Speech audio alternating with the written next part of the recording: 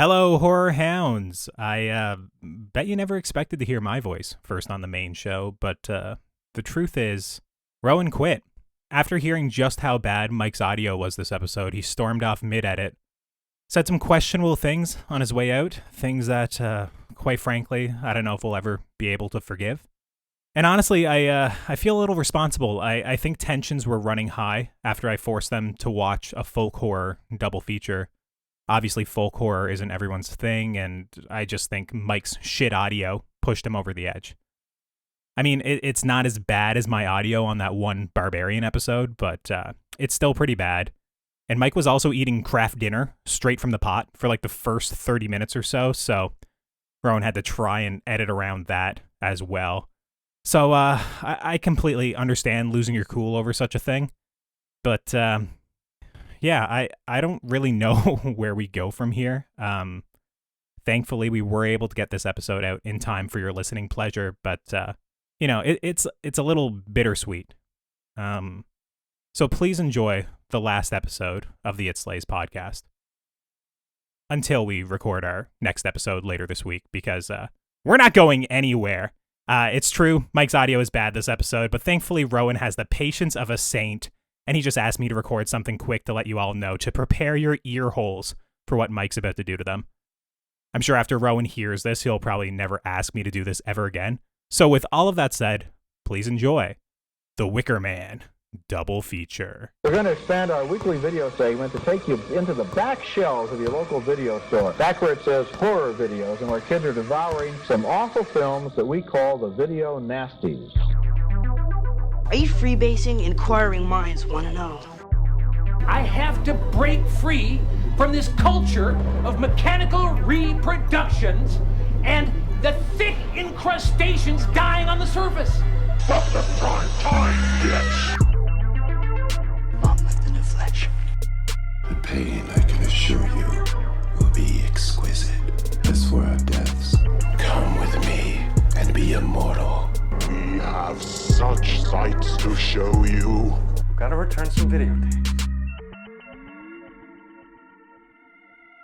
Hello, horror hounds, and welcome to the It Slays podcast. I'm your humble host, Rowan. And I'm your baby doll lying in the middle of the highway, Mike. And it's your salmon of knowledge, Colton. Dada. It's Jill. Just kidding. And we are back, and it is the first episode of our Oktoberfest is kicked off. It is October, or at least it will be with this episode when it comes out. It's October in our minds. That's right. It's already cooling off. It's October in our hearts and in our souls that have been cold for a very long time. And if you heard that voice, that's right. He is back. Colton has returned. Making my triumphant return after, I think, 3 months of absence or something like that. I was looking at my notes, and the last time I was here, I was talking about Barbenheimer. So it's been a minute. That feels like 3 years ago. Exactly, right? So, yeah, it's been a while. I've just been flat out, but it's good to be back. I mean, that moment might still be going on because those are all still playing in my theater just steadily. So maybe Barbenheimer, it's like you were here last week or something. Yeah, too bad Sound of Freedom still isn't playing in all of our theaters. God damn it. If there's two things I love, it's sound and freedom. Just get Jill to I go love freedom. and do a cam version at one of her American theaters for us. I'm sure it's playing like on 5 screens in every cinema. Mike, you got mac and cheese. So Mike is here eating mac and cheese while we're recording this fucking podcast, and it's all over his beard. And somehow we're supposed to be professionals. I never claimed to be a professional. I promise, Mike. I promise I will cut this out. No, you're not. A piece of shit. No, edit never. it to be even funnier than it is. edit, heighten the sound of me chewing the mac and cheese into the mix. Yes, dude, I please. should have taken a fucking screenshot because it was I a know, you little were saying you bit take orange. a picture every episode. Yeah. So it like kind of blended into your ginger beard. But anyway. We shouldn't really let that pass, that Jill has just been taking sly pictures of us every single episode for like the past year. And she's always like smiling and making sure she's looking okay. And then all of us look like gremlins in every single one. It's pretty Do not disturbing. drag me like that. Oh my god. I think she's auditioning to be a villain in the next Dexter season. Dexter's still around?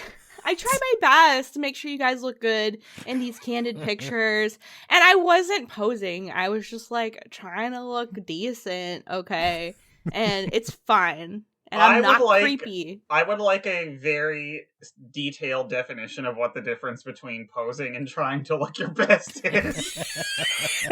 It means I'm not like directly looking at the camera, because even though everyone knows I took the picture, you know, I can't just be like staring at the camera. So I have to like kind of look a little shy, you know? Oh.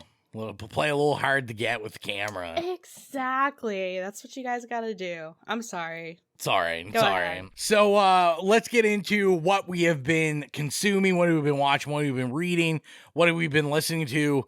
Colton, it's been a long time, so I set off an hour and a half of this episode for you to list everything. I'm going to list everything I've seen since Barbenheimer, and starting now. No, I mean, what have I been watching? Probably the most consequential thing is I went to TIFF a couple of weeks ago, and I saw like 30 movies in 8 or 9 days, which is part of the reason why I'm still tired, because I finished filming, went and did that for 8 or 9 days, and I came back and I've just been working every single day ever since, so it's just I'm exhausted. But probably the coolest thing I saw at TIFF was a movie called Dream Scenario, which is an A24 movie, of course, produced by Ari Aster, of course. That basically its premise is just overnight everybody in the world starts having dreams that feature middle-aged, balding loser Nic Cage, and it's just essentially overnight he becomes like a celebrity, and it just kind of explores all of the comedy and horror and madness that kind of come with that. And I thought the movie was like an absolute riot. It was hilarious. My whole audience was dying laughing the entire time, and Nic Cage made an appearance at the end, which hopefully he wasn't like violating, you know, the SAG strikes and stuff that was going on in the States, but it's Nic Cage. I feel like he does whatever the fuck he wants. So he showed up, and basically he said it was one of the strongest screenplays he's ever read out of his career, and it's very good, very witty, lots of fun. Some surprising cameos that just had me dying. I can't wait for everybody else to see it because I loved it. It was definitely my favorite of the festival. So you're telling me that he thought the screenplay to this random movie was stronger than 2006's The Wicker Man? Yeah, remarkably so, actually. It was hard to believe as well, but yeah, he actually thought it was stronger than The Wicker Man. My next favorite of the festival was a little movie called Flora and Son, which is very much, I would assume, not this audience's vibe. It's just like a coming-of-age movie set in Ireland. It's from the director of Sing Street, so of course it's like a quasi-musical movie. You know, basically, it's about a mother and son kind of reuniting through music, kind of her through learning acoustic guitar and him, you know, figuring out how to mix beats and whatnot on his computer. And it's just a really nice Mike cracking up laughing at that. But yeah, it's really cute. I really liked the performances. Basically, the mother in the movie is a real like dumpster fire of a person, and she's really, really crass and, you know, cracking all these inappropriate jokes and making everyone uncomfortable. So it's just a fun watch anyways. And then I actually really like the director's previous movie, Sing Street. So there's a little bit of that DNA infused in it.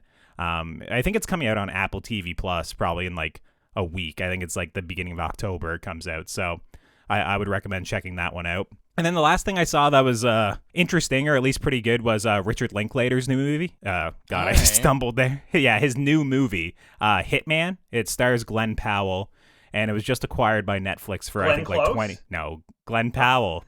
not Glenn Close. Sorry. Very different. Glenn Powell's like I feel like Hollywood's trying to make him like the new pretty boy. He was in Top Gun Maverick, and he was in like a discount Top Gun Maverick movie. Devotion. Anyways, Wait, isn't Glenn Powell in one of my favorite shows of all time, Scream Queens? Maybe, I'm not sure. Yeah, he is. He's okay. Chad, yeah. Yeah, he plays Chad Radwell, yeah. Chad Radwell. He definitely looks like a Chad, yeah, 100%. So he fucked Jamie Lee Curtis in the show. Well then, no. And maybe I in never real life, knew that. I don't know what her sexual activity is. Wow, good for Jamie Lee Curtis and Glenn. Mm-hmm. I'm happy for both of them. Yeah. But yeah, this movie was acquired by Netflix for like $20 million. It's probably the biggest acquisition coming out of TIFF. And essentially, it's loosely based on a true story about it's like an FBI informant who kind of gets put into the role of playing a hitman.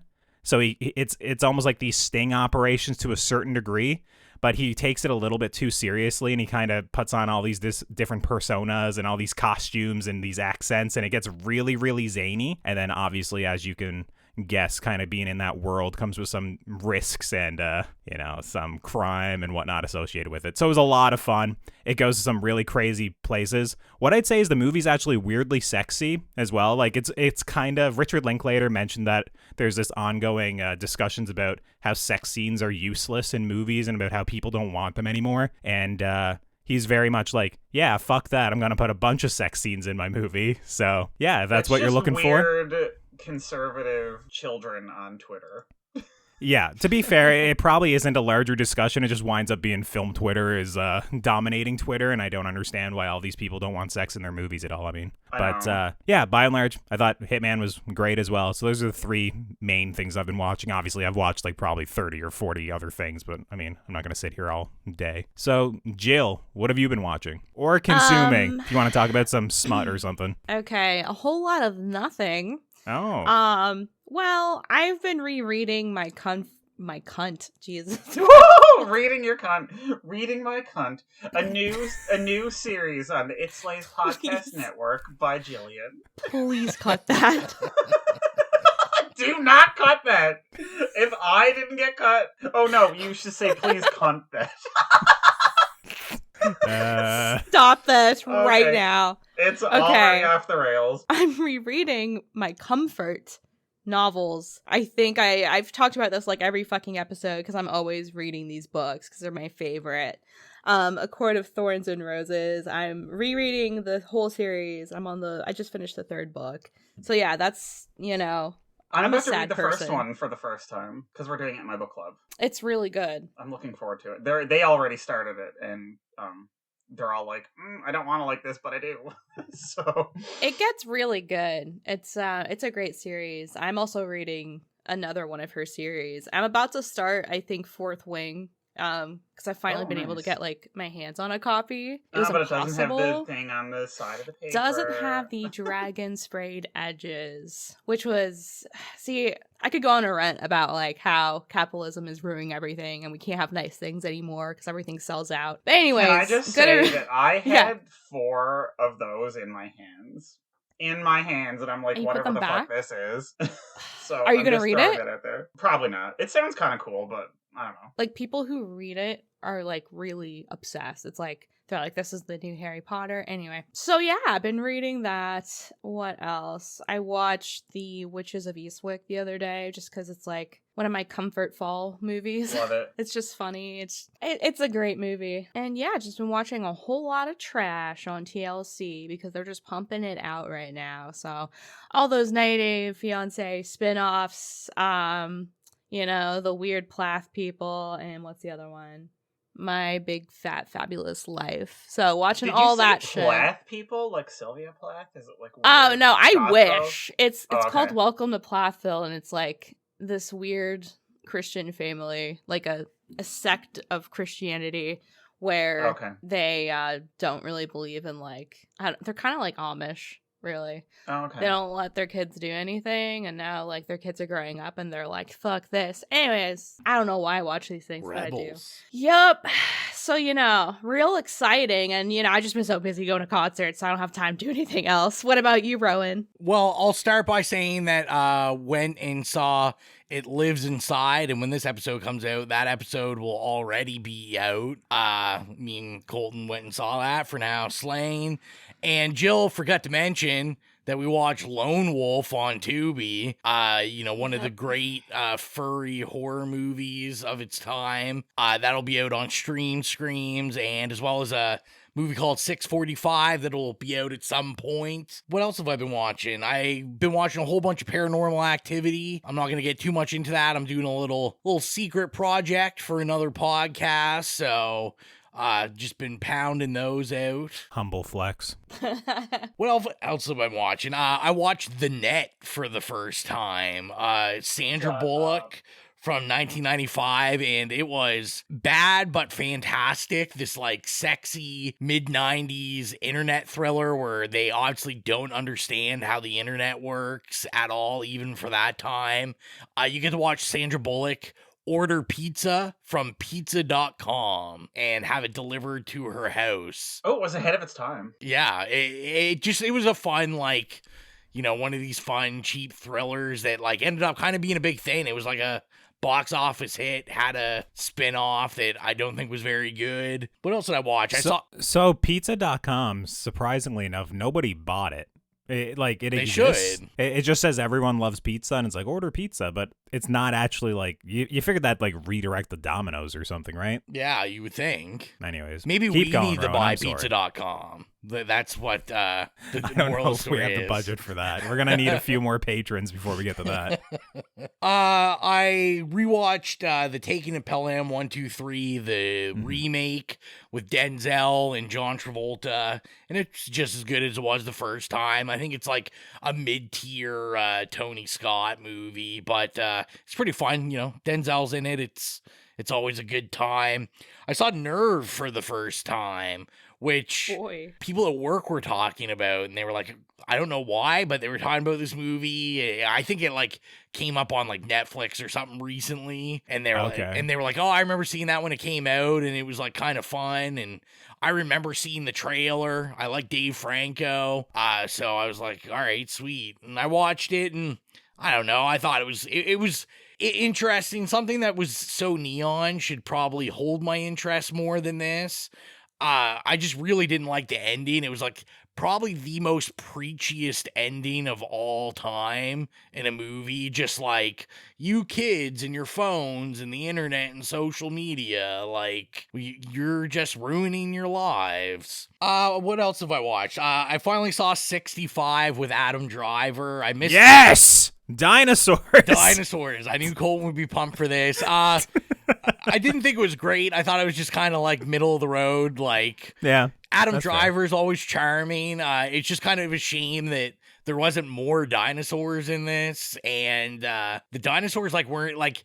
Most of the time it was just weird lizard-looking things that didn't look like dinosaurs. Okay, I'm gonna say there's loads of dinosaurs in Not this. enough. To be fair, a lot of them do look like lizards. You are right, but dinosaurs were also like big lizards, weren't they, to some degree? So, but you know, they do look like large Komodo dragons a lot of the time. But anyway, yeah, I thought it was kind of whatever. Also, what I thought was a little less than whatever was I saw Clerks 3. I'm not a huge Kevin Smith guy. I really like Mallrats, and there's probably like a couple other things I like, but like he's just one of those people that I feel like his comedy hits harder if, you know, you're like 16 or 17 or something, and maybe you were around like when he first came out. But I just found Clerks 3 was like, it was a rehash of all of his other movies, essentially.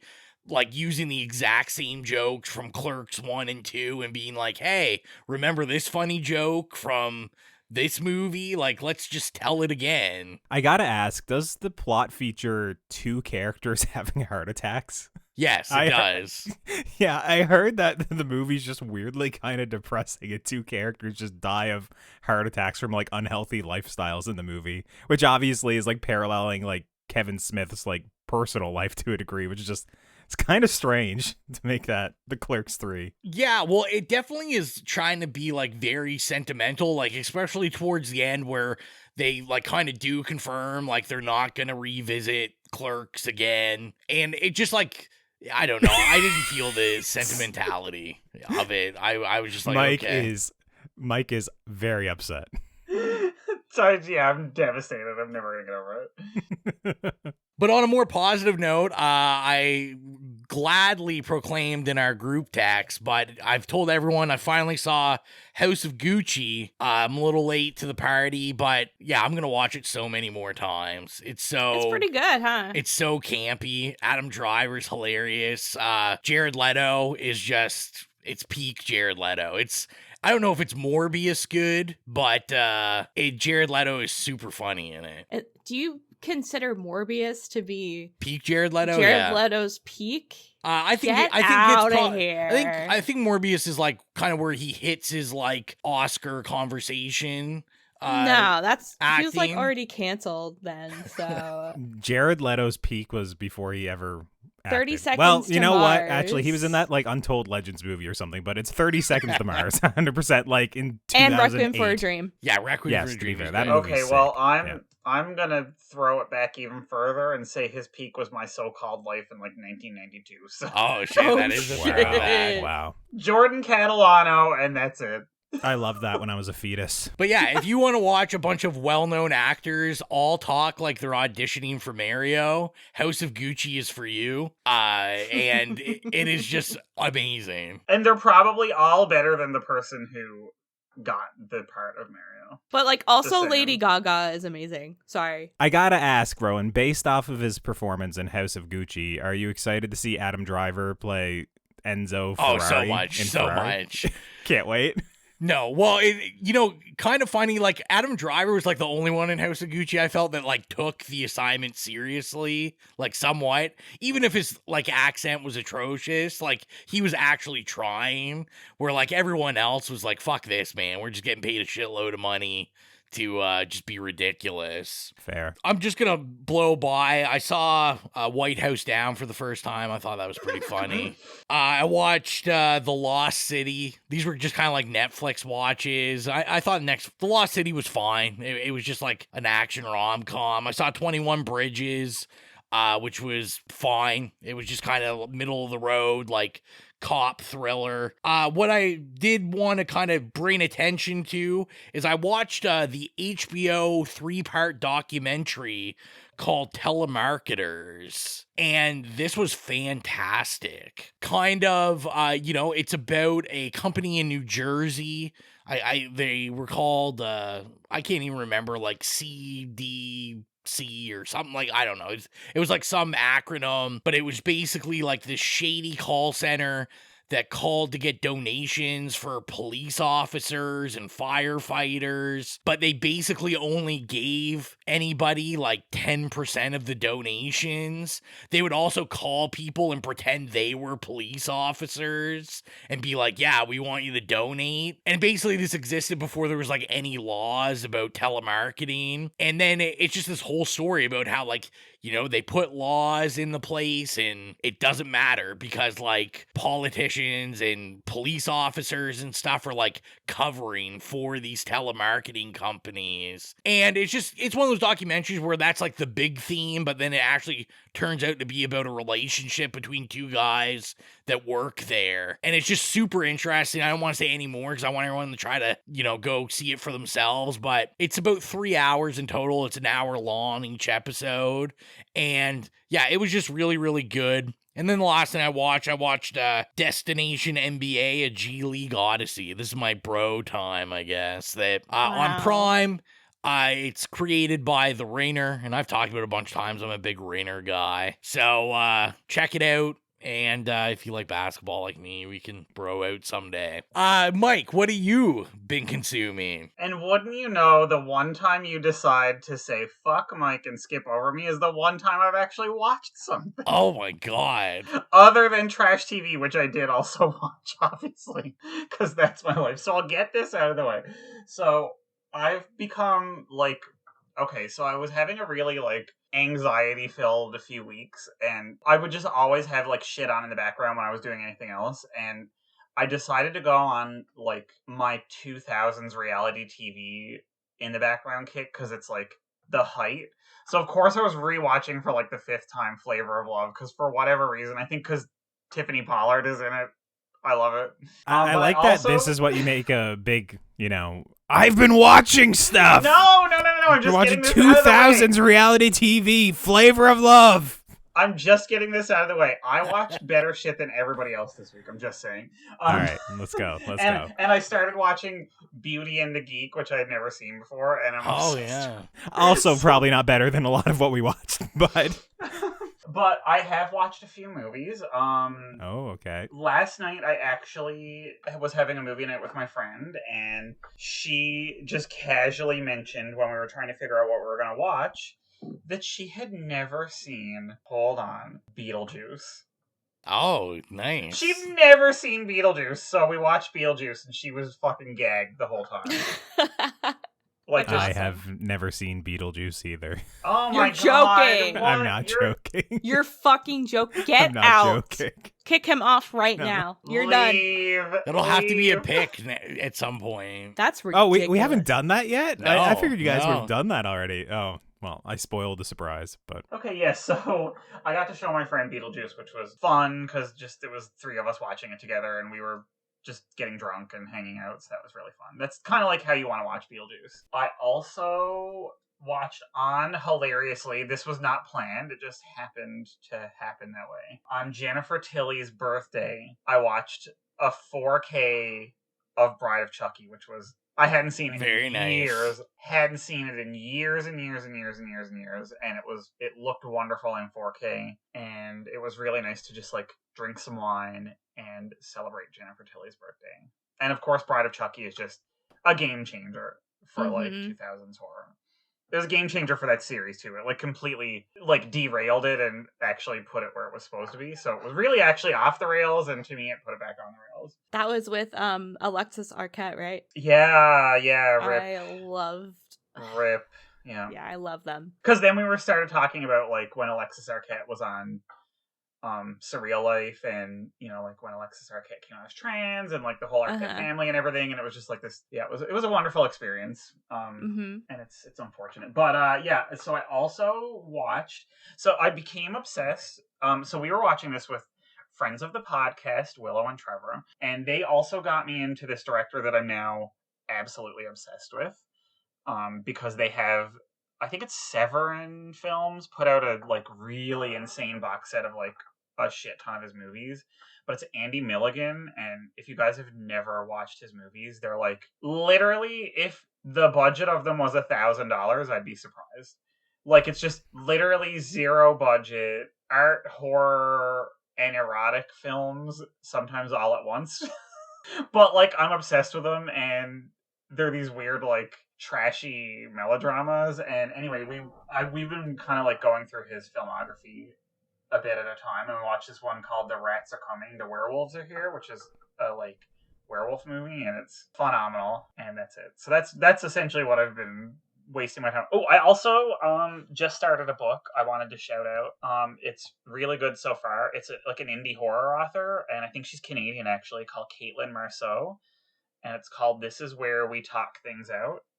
And I'm holding it up here. Oh, look at that. Beautiful, really That's a good cool, cover. like Yeah. hand-drawn cover. And it got compared to Misery, among a couple other things. It's about someone who gets stranded at a cabin with their estranged mother, and shit goes downhill really fast. So yeah, I'm really looking forward to finishing that, so I'll let you know next episode how that was. So that's it. All right. Well, let's get into our episode. So it's the first one of Oktoberfest. We let the guy that left us for 3 months pick it, and he decided why not punish these guys and make them watch too. So Colton, Yeah. why don't you introduce us to our films for this evening and let them know why you chose it. Yeah, so I'm kind of regretting it a little bit now because I never realized that this was going to release on the 1st of October, because it's not really a fall movie. It's a little bit more of like a, seasons changing summer movie. But that's all right. The reason I picked this is really self-indulgent, actually, weirdly enough. A few years ago, I was in a screenwriting class where I wrote a folk horror feature-length screenplay about a journalist who's visiting an isolated community in Newfoundland and doing a cultural piece on the community. But in doing so, she discovers a missing girl, a weird cult that's a mashup of Catholicism and pagan rituals kind of associated with nature. And then it all winds up being a ruse, and the townspeople were actually playing nice to attract her and then sacrifice her, essentially. So at the time, I was like, "Cool, I'm breaking new ground. This is brand new. No one's done this before." Wow. And then you got charged with plagiarism. Yeah, I wound up writing a weird bastardization of the Wicker Man, completely by mistake. So I was just, for the longest time, I was like, okay, I need to watch them both back to back, like the Wicker Man, the old one and the new one, and just kind of take a look at them, compare them, how many weird coincidences there are, or, I have no idea what happened. But yeah, it was just, I like folk horror. I wanted to watch both of these back to back and kind of see how they are. And yeah, so like I said, self-indulgent pick. But I just thought when we originally tried to schedule this, I think it was supposed to come out in August or something. So it's a little bit late, I guess, now. So I would not classify this as like a good Octoberfest movie. It's not really like an October movie, but whatever. I like it. Yeah, let's get into the double feature of The Wicker Man. Science fiction double feature. So we're going to start with The Wicker Man from 1973. It's been a while since we did one of those double features. So, yeah, we'll start with that, and then we'll go into the 2006 one later on in the episode. So let's get into the trailer for The Wicker Man from 1973, and we'll be back with the synopsis and first experiences. I have come here from the mainland to investigate the disappearance of a young girl, Rowan Morrison. That's her name? You know her? No, I've never seen her before. You suspect foul play? I suspect murder. We don't commit murder up here. We're a deeply religious people. Where is Rowan Morrison? Take the flame inside you, burn and burn below. Fire seed and fire feed and make the baby grow. You wouldn't want to be around here unaided. Not the way you feel. Where is Rowan Morrison?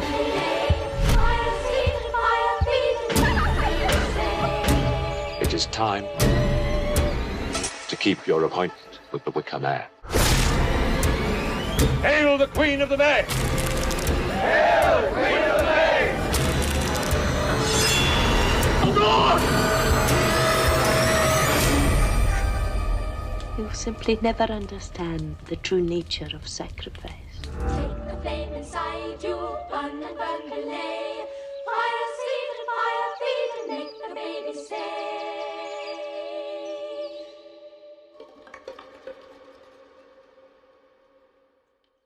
The Wicker Man was directed by Robin Hardy and written by Anthony Schaffer, and the story is as follows. A Puritan police officer ventures to Summerisle, a remote island off the coast of Scotland, in search of a missing girl. But after witnessing the residents' frivolous sexual displays, strange pagan rituals, and the sermons of the island's magistrate, Lord Summerisle, Sergeant Howie learns that his way of life could not be more different than that of the islanders, and that the girl he seeks may not be missing at all. So our first experiences, is this our first time seeing this film, or are we seasoned Wicker men and women, Wicker folks, as some say? Colton, we'll start with you. This was your pick. Yeah, so after I wrote that screenplay and I kind of Googled some folk horror, I was like, oh, The Wicker Man sounds a lot like what I wrote. So I watched the old Wicker Man a couple of years ago. This was probably 3 or 4 years ago. So I watched that for the first time at that point, and I was like, fuck, they already did my screenplay. But,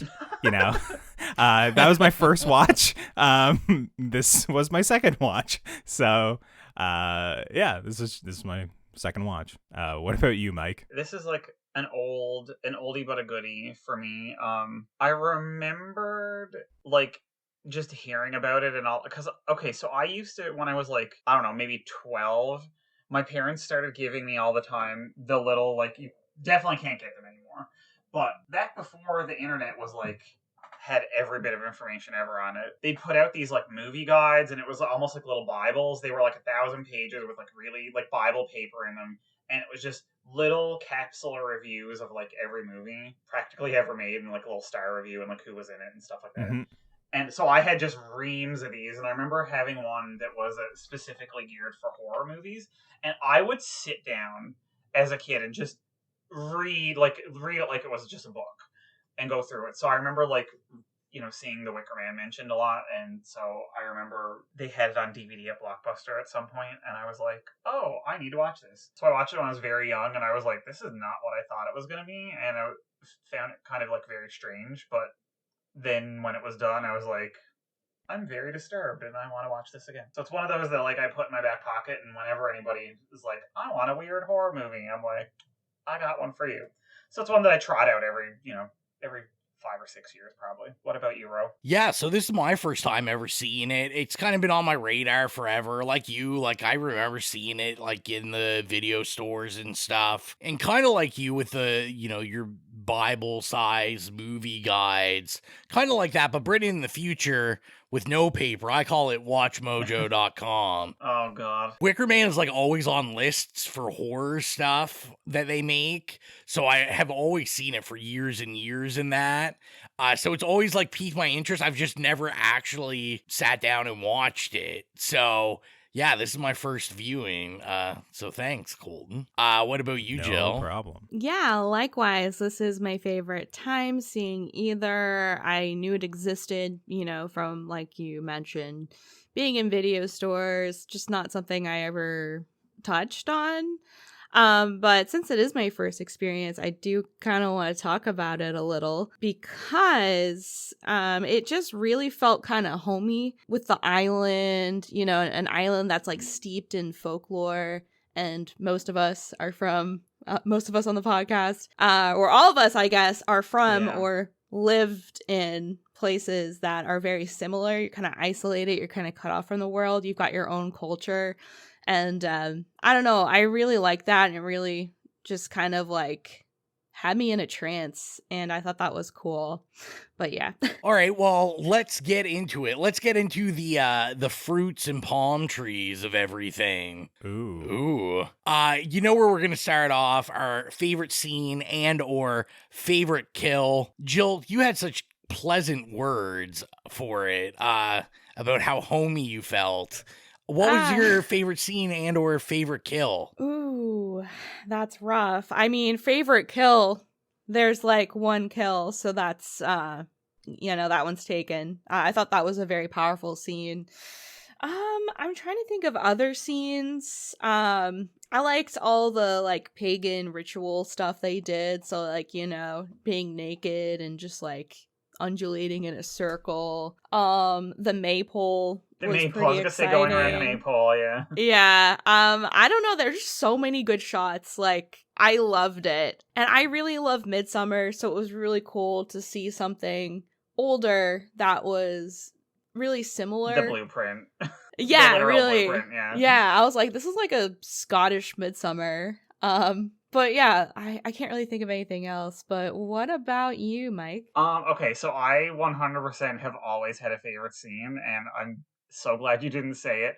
And it's when Britt Eklund is fucking singing her song and dancing around naked and pounding on the wall in the inn. Like, yeah. Like, it's amazing. That scene. Mm-hmm. Okay, so first of all, that song, I have always been obsessed with. As soon as I heard it, I was like, what is this? Like, this... I felt like I was in, like you said, entranced, you know? I just think that scene is so brilliant, and it's so beautiful, and it's so weird. Because this movie is so deeply, like, strange and quirky, and I thought that scene, like, kind of encompassed it. But it was also, like, really sexy, and I'll tell you this. So, I watched them out of order. I was going to watch the older one first and then move on to the new one. And for whatever reason, I was like, I'm going to watch the new one first just to get it out of the way, because I knew I wasn't going to like it as much. So, when I got to this, I was just like, this is so sexy, you know? It was so, like paganism and, like, witchcraft and shit is, like, so fucking sexy. And like I said, they're naked and everything, and it's, like, all about, like, fertility and, you know, the phallic symbol and everything. And I just thought that was such a, like, beautiful encapsulation of all of those themes. What do you think, Colton? What's yours? I guess I'm going to take the basic scene since, I mean, Jill said, like, obviously this scene. Yeah, it's obviously the Wicker Man. That's definitely my favorite scene. Like, don't get me wrong. There's lots of good scenes throughout the movie or, you know, interesting ideas or shots, like as Jill said. But, I mean, the Wicker Man delivers at the end of the movie. It's awesome. Yeah. Like, just like the reaction of Edward Woodward as like he comes out and he sees the actual Wicker Man there and he freaks the fuck out, and like apparently he never knew like they already had it built and that's what it was going to look like and it was going to be this big of a deal. So it was like a genuine reaction to some degree of like, what on earth is this?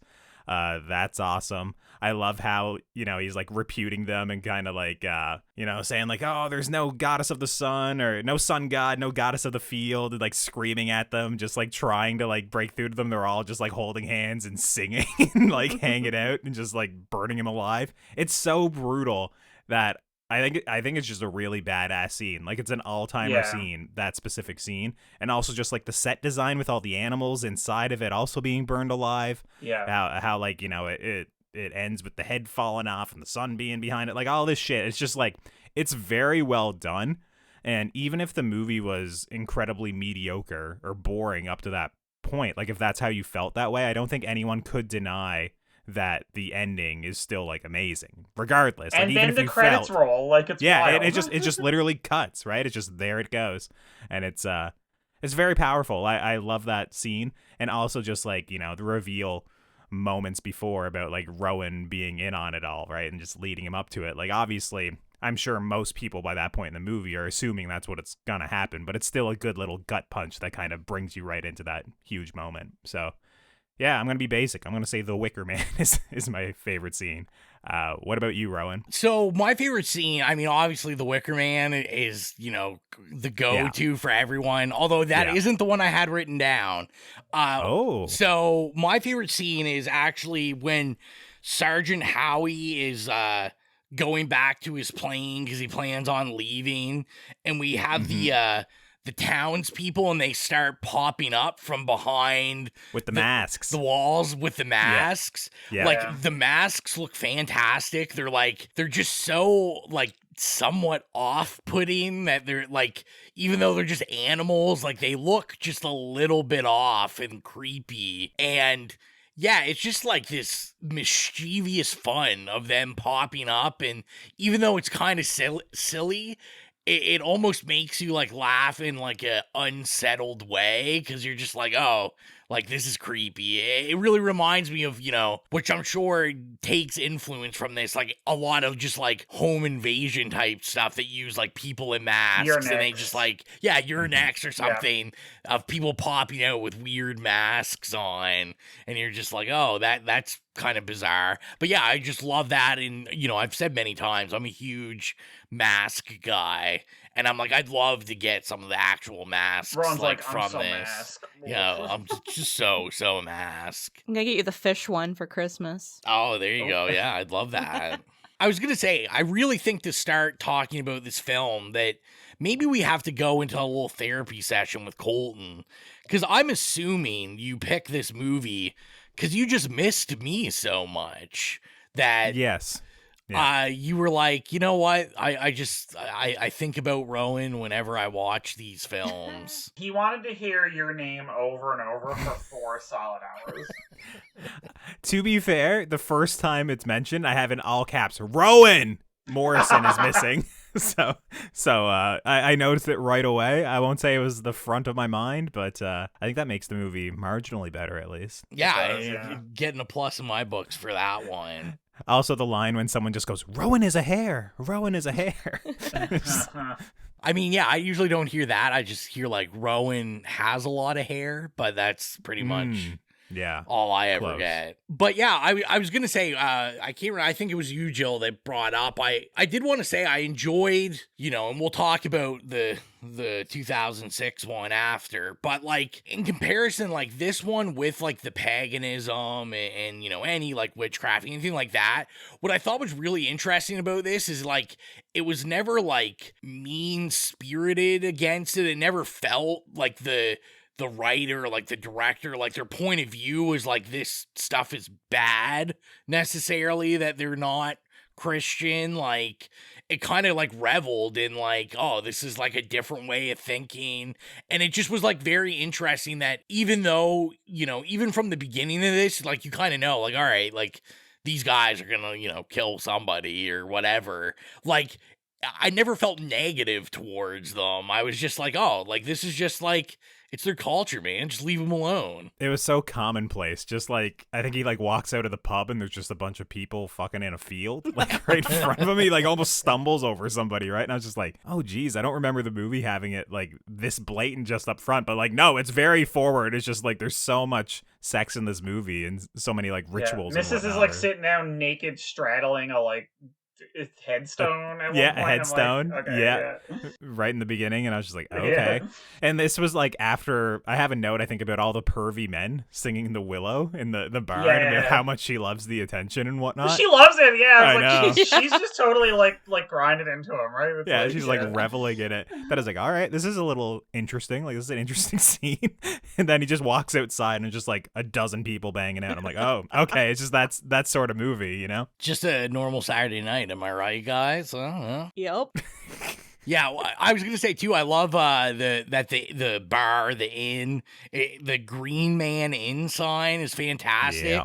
Giving me heavy men vibes. 100%, Rowan. I wrote that down as well. It's like clearly they ripped that out of this movie, right? Yeah, and I was gonna say, like, I don't know much. A friend of mine that is big into like paganism, stuff like that, like he was telling me that the Green Man's like actually like a pretty well known kind of like folklore figure, a god. Yeah. I don't know anything about it, but yeah, just the design and everything of that sign. I'm like, they literally just took this sign and put it into Men.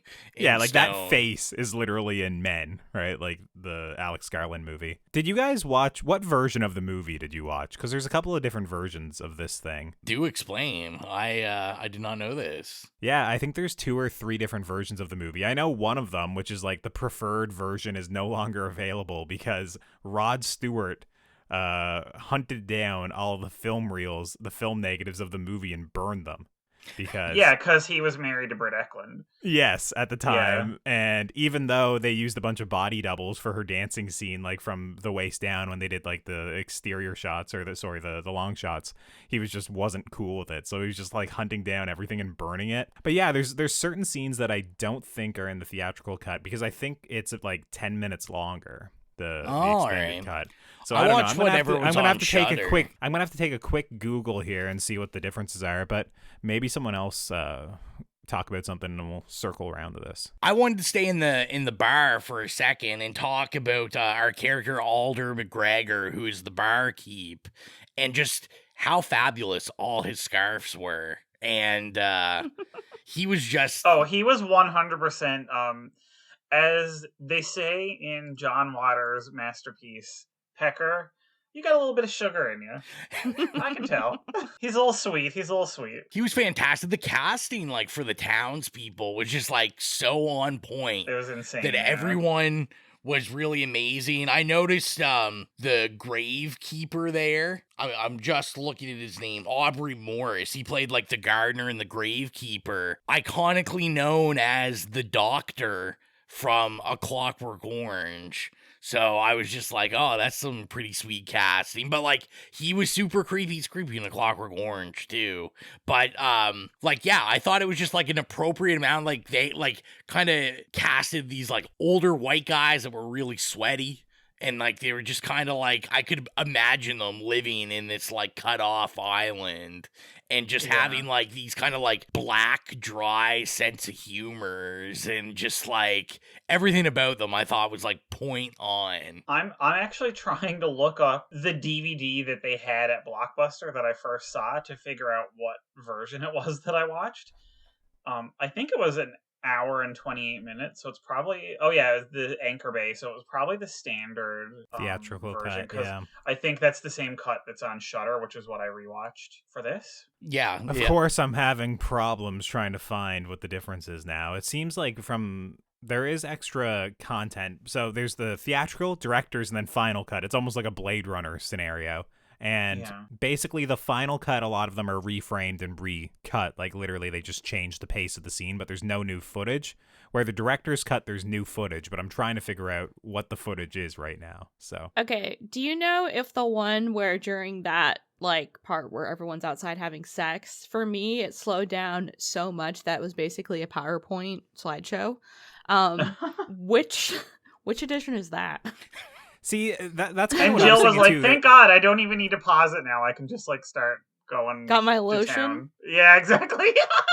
Oh, so the director's cut has the Gently Johnny scene. Do you guys know what I'm talking about with Oh, Gently yeah, Johnny? see, and I saw that. Okay. Yeah, the So- song, I put my hand upon her Yeah, breast yeah. or So whatever. there's Yeah, a yeah. lot. There's a Yeah. lot of singing in this movie. That's I don't like- know if you that's guys like were like 4 constantly minutes. bobbing, Yeah. but there's literally a scene in the movie where essentially Christopher Lee comes out the window and he gives Willow a young boy. And the young boy goes upstairs with Yeah. Willow, and all the townspeople are downstairs looking up at the ceiling, and they're all singing like "Gently, gently, gently, Johnny," and like she's No, that fucking him wasn't in my upstairs. copy. And then Yeah, outside, while this is happening, Christopher Lee starts giving a monologue, and it has footage of 2 snails having sex while he's monologuing. Yeah, I don't think that was in my the version I watched Okay. was the That's version on not- Shudder, and I don't think Yeah, that was on that's that not one. the Shudder one, but It was I on know, Shudder? I know Yeah. I saw that version before. Yeah, Okay, so- because I rented it. a bunch of the songs from this were covered by this like 90s electronic band called Sneaker Pimps, who are actually really good, and I used to love like the Willow song that she sings during my favorite scene is on their first album. But one of their B-sides was Gently Johnny, and I remember when I watched the movie for the first time and I saw that scene, I'm like, oh my God, that's the song, right? Like that's another one of their songs. So I always remembered like, oh yeah, that song is in this movie. And then I didn't even notice when I watched it this time that it wasn't. There's definitely like 10 less minutes in it because that scene is easily like 4 or 5 minutes long. Yeah, now I'm gonna have to I'm see looking that at it. There version. seems to be a few extra scenes that are there. Apparently, like there's a song with Christopher Lee he sings. It's like a lot longer. Apparently, it's like truncated, and once again, the dancing door stuff is a little bit different. And also, you get to see Howie on the mainland right before he leaves, because apparently the theatrical cut literally begins with him in the plane. Yeah, it where- does. Yeah, and but it's so funny because I noticed again, and it had been years since I watched it, so I couldn't remember the details. But I remember when this one finished, and it cut from the horrific Wicker Man scene to the credits. I was just like looking at the credits, and it was like Howie's fiance, and I was like, she was not in this movie at all. Like he mentions her, but yeah. So that's the thing. It's not a lot. It's literally he's basically taking communion at the beginning of the movie, and you get like a really quick glimpse of him as a police officer.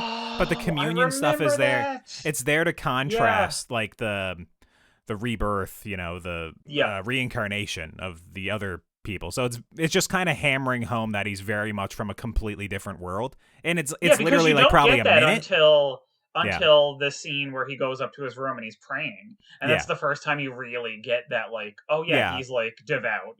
Yeah, so in this one it literally begins, I think, with him basically reciting the communion lines, right? And it's a little bit different. Oh my God, that version is so much better. What the fuck? It was great, dude. There was so much singing though. It was really weird. Do you guys have a scene of a woman sitting in a bath and they sing "Baa Baa Black Sheep"? Yes. Okay, because that was a really strange one to me. I thought where they that just was kind of sexy. they Yeah, just 'cause he open up walks the in door. on her, right? Yeah, Yeah. they walk in and it's just like "Baa Baa." I'm not gonna keep singing, but like, oh my God, it was hilarious. Yeah, Please do. I do know in my notes, after my note of Colton must have really missed me, my next note was, is this a musical? Fucking Colton. Yeah. To be fair, there is so much singing, and I didn't remember like most of it. It's funny because the score is really strange, and like when Rowan was kind of mentioning the people popping up from the bushes, I just seem to remember like little weird musical cues every single time one would pop up.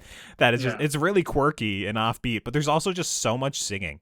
Like it works though. It works. There's probably like in that version I watched, no joke, there's probably like 10 songs like sung at least. And also the opening credits of him flying there, it's 2 full song lengths. Yeah. Which once again, I don't know, maybe that's the same the theatrical, but when I was watching I was like, this has to be like a directorial thing. There's no way they'd start the movie with like, I don't know, 2 songs back to back, like, and the second one is not much of a bop. It's it's a pretty boring song. Yeah, it's called wait. It's called like Cornfields or something, which they is a bop. Cornfields and Barley is a great song. There's another song in the version I'm talking about that is not as good. Well, I know There's in the 2. version I saw, there definitely was 2 songs. Okay, well, the Cornfields and Barley But I one's think a they bop. play it first, and then it cuts in the Cornfields and Barley. Okay, fair enough. But I think they use Cornfields and Barley like a couple times. times in the movie. They do. Which, I mean, makes sense because everything I saw, like the guy that wrote all the songs, that was kind of like his jam was Cornfields and Barley.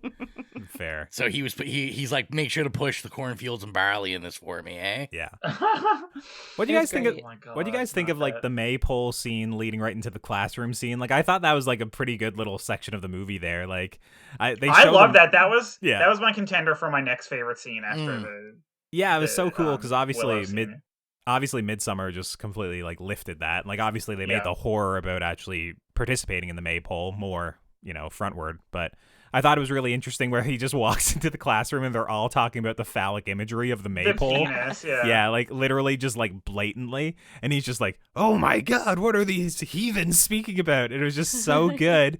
And then he goes in there and he basically instantly figures out that one of the desks, someone's not sitting at the desk, and they find the beetle going around like the nail, which was like, I was just thinking about that and I was like, that's a pretty like interesting thing to think of because obviously the beetle's going to wind up killing itself eventually going around. But it was just, and once again, this is kind of bleeding a little over into the 2006 discussion, but it winds up being like, in that version, it's just a crow. And I was just like, the beetle is so much more memorable than just a crow flying. Cool, yeah, and it's such an interesting little detail. But yeah, I actually kind of love that scene because he winds up like figuring out that they're all liars and goes, "You're liars, despicable little liars," screaming at them. Can you imagine? It's so I good. love how he just stands up there and is like, "You bunch of little shitheads." Yeah. You 9-year-old shitheads. Yeah, just basically grabs the ledger and goes through it and like instantly finds out that like she existed and now she's not there anymore. It was just, I don't know, it's a sick scene, a little, I understand maybe not hyping up the policeman isn't great this day and age, but I kind of like this little bit of detective work there in that scene. Well, still very very on brand for today. The white Christian conservative man worried about what their children are learning in school and not wanting them to learn about sexual health. Wow, that's great. Yeah, I was like, wow, what parallels? How far we haven't come since 1973. God. Bleak. But yeah, no, I was gonna say with the maypole and everything like that, I just kept thinking, I was like, what a shame that like I am coming into this, like, I love Midsommar, I've seen Midsommar a whole bunch, but like having not seen this before Midsommar, because I was like, I feel like Midsommar would actually hit even harder if I was just like, oh shit, like, yeah, this stuff from the Wicker Man, where like, yeah, it all, although I will say, having seen this now, I think this might have used it a little better. Like, I think I like the use of a lot of the stuff Midsommar pulled in this better, just because I'm more of a fan of, I think this stuff was a little more subtler of like what the actual horror going on was, and I just like the way that they portrayed it and all that kind of stuff. Like, especially the weird stuff, like when he goes into like the decrepit church, and you've got like the woman in there with like the egg in her hand, and then she's also like feeding, like breastfeeding I don't know if it's a real baby or a fake baby or something. It's just like so bizarre and just so weird. Yeah, or like little details like the umbilical cord like hanging from Rowan's tree. Where I was just like, what is the rationale 100% for this? Like, what is this? But it's like such an unsettling and the guy's like, detail. obviously, that's where else would we put this? Exactly, right? There's so many like just neat details that I feel like it's the filmmakers did a lot of research to kind of find like real pagan rituals or, at least very much of the same vein. Either that we're just completely ignorant of what real paganism and the rituals are, that this feels really, realistic. But when I was watching it, I was just like, yeah, this feels like very much just like a convent, like a section of the world that's cut off and they're just living in their own little way. Yeah, that's also a victory. Even if it's completely like factually inaccurate, but it makes you like absolutely feel like it's real to you. Yeah, that's also a victory because that means that the art is doing its job, right? Like 100%. Yeah. Yeah. I was gonna say I thought it was kind of funny because the townspeople like not really responding to Sergeant Howie. I had a note that was like, I hadn't watched the 2006 yet, so this isn't meant to be ironic, because I had no idea like what happened in the 2006 one. But I was just like, hasn't this guy ever heard you catch more bees with honey? Because this guy's just like a dick from the get-go to everyone on this island, and then doesn't understand why no one wants to help him out. When he's just like, you guys are heathens. Yeah. Flashing his badge right away, ordering them to come get him and all this stuff, right? Just not remotely understanding. Yeah. Yeah, fucking cops. But I do like the way in the film, as like the story progresses and the kind of the mystery progresses with Sergeant Howie, like he just gets sweatier and sweatier and like just more just crazy. And like I just thought that like it was a really good job by like Edward Woodward. That's his name, I think. Edward Woodward, yeah. I think so, yeah. Or, like just a really good job of like almost this descent into like madness of like just these people not cooperating with him and him not trying to figure out why. I mean, like the Vaseline being put all over his face definitely helps as well, you know? Like he was just sweating and whatnot. But yeah, he was great. It was the type of thing where when I was watching him, he just didn't feel out of place at all. And I mean, he's sharing the screen with, you know, giants like Christopher Lee, right? Which we definitely have to talk about. But he felt so much like of this world when I was watching it. Like I never even Googled, did the guy have like a long and illustrious career after this? Or was it is this just kind of it? I don't know who he is, but can we talk about how like weirdly hot he was? Okay, maybe we won't talk about it. I just had to mention it. Sorry. We got to share a modern picture of Edward Woodward, and then we can talk about it. I mean, it says that he was in Hot Fuzz, which doesn't surprise me because obviously. Yeah, to be fair, it looks like he did have a long career. It was just a lot of like TV essentially. Yeah. So, you know, at least the guy was working his whole life. It wasn't like, you know, he did this movie, gave a great performance, and was shunned or anything, right? Should we talk about Christopher Lee, or should we talk about jars full of foreskins? What would you guys prefer to tackle first? To be fair, I had a note for each. Go ahead. So did I. I like how brazen the movie is that they're just like, yep, we're going to put this like center screen. We're going to zoom in on it. You know, you cannot miss the jar full of foreskins. You know, Christmas is coming up, and what better way to say I love you than a jar full of foreskins? So if... Ooh, yeah. You know, send some my way. Mike's got to get through his first jar before you send him a second. That's just my DMs. Secondly, young Christopher Lee is a fucking babe. First of all. Secondly, just a little Lord of the Rings reference. The beginning, the openings credits with like, I don't know, their little sea shanty, and then the font was like very Lord of the Rings. Like it just needed some Enya.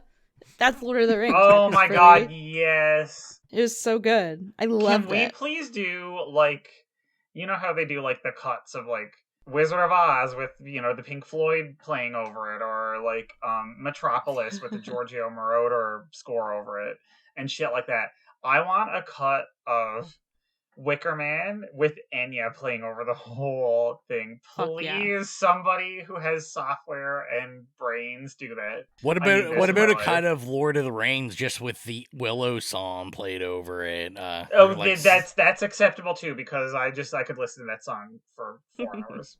Or 9 hours or whatever it is. But yeah, no, Christopher Lee, just fucking amazing in this. I mean, he's always amazing, and as someone like, I'm a huge Hammer horror guy, so obviously, you know, I watch Christopher Lee all day long. Just fantastic. Yeah. Did you hear how they got him for this movie? No. Basically, he was just like, get me the hell out of Dracula, I'll do it for free. So that's how he's in this movie, and he has just like such a presence to him. He's so great. It's just like, obviously you're gonna cast him as this enigmatic leader that's, you know, just like convinces a whole island, or, you know, continues like what his family started. It's just, I was like, yeah, of course a bunch of people would believe this guy. You know, he's excellent. Yeah. Mm-hmm. So I did have written down, I wonder if Sergeant Howie deserved to be burned in the Wicker Man, if not for the fact that he's in the library, and instead of just reading your book, he's reading it out loud, like monologuing what's in the book, while everyone else is trying to read. And I was just like, what a dick move. Unforgivable crime.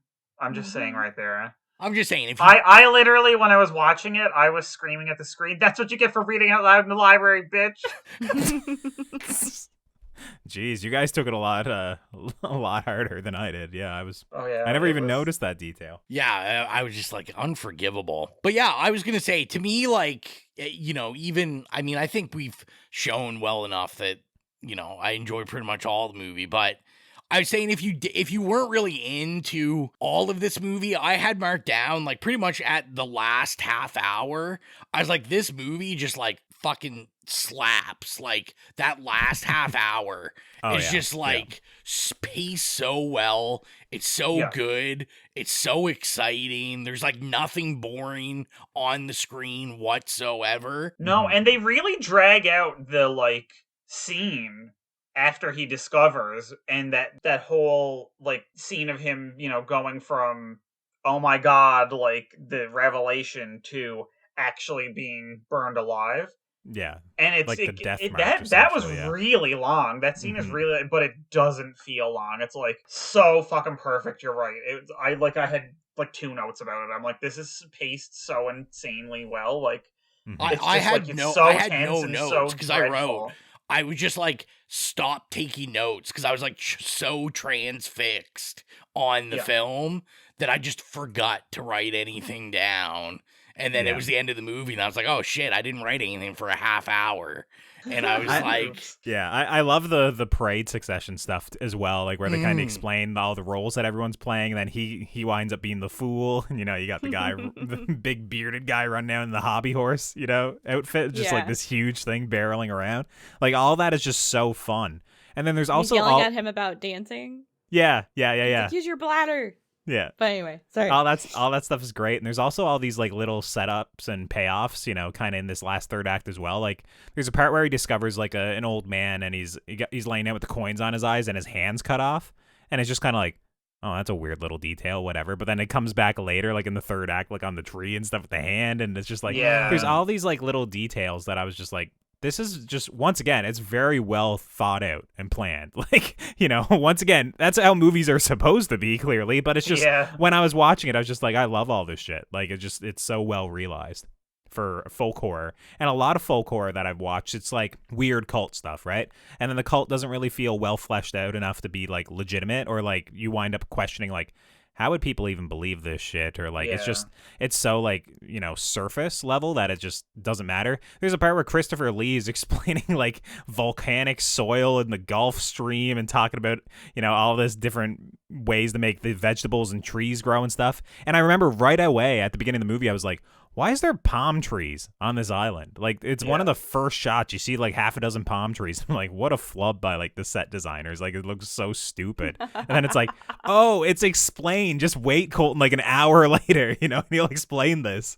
Yeah. Things are actually set up and paid off. Yeah. Also, I just have to say that like watching this now in like light of the last few years of, being alive in this world, unfortunately, I was like, I can kind of see, I was like, did Jordan Peterson model his personality after like dollar store bargain bin Christopher Lee in this movie? He's like, that's what I want to be, but I'm never going to. But I can kind of see the like parallels. I feel like he definitely doesn't have the singing voice, that Kermit the Frog.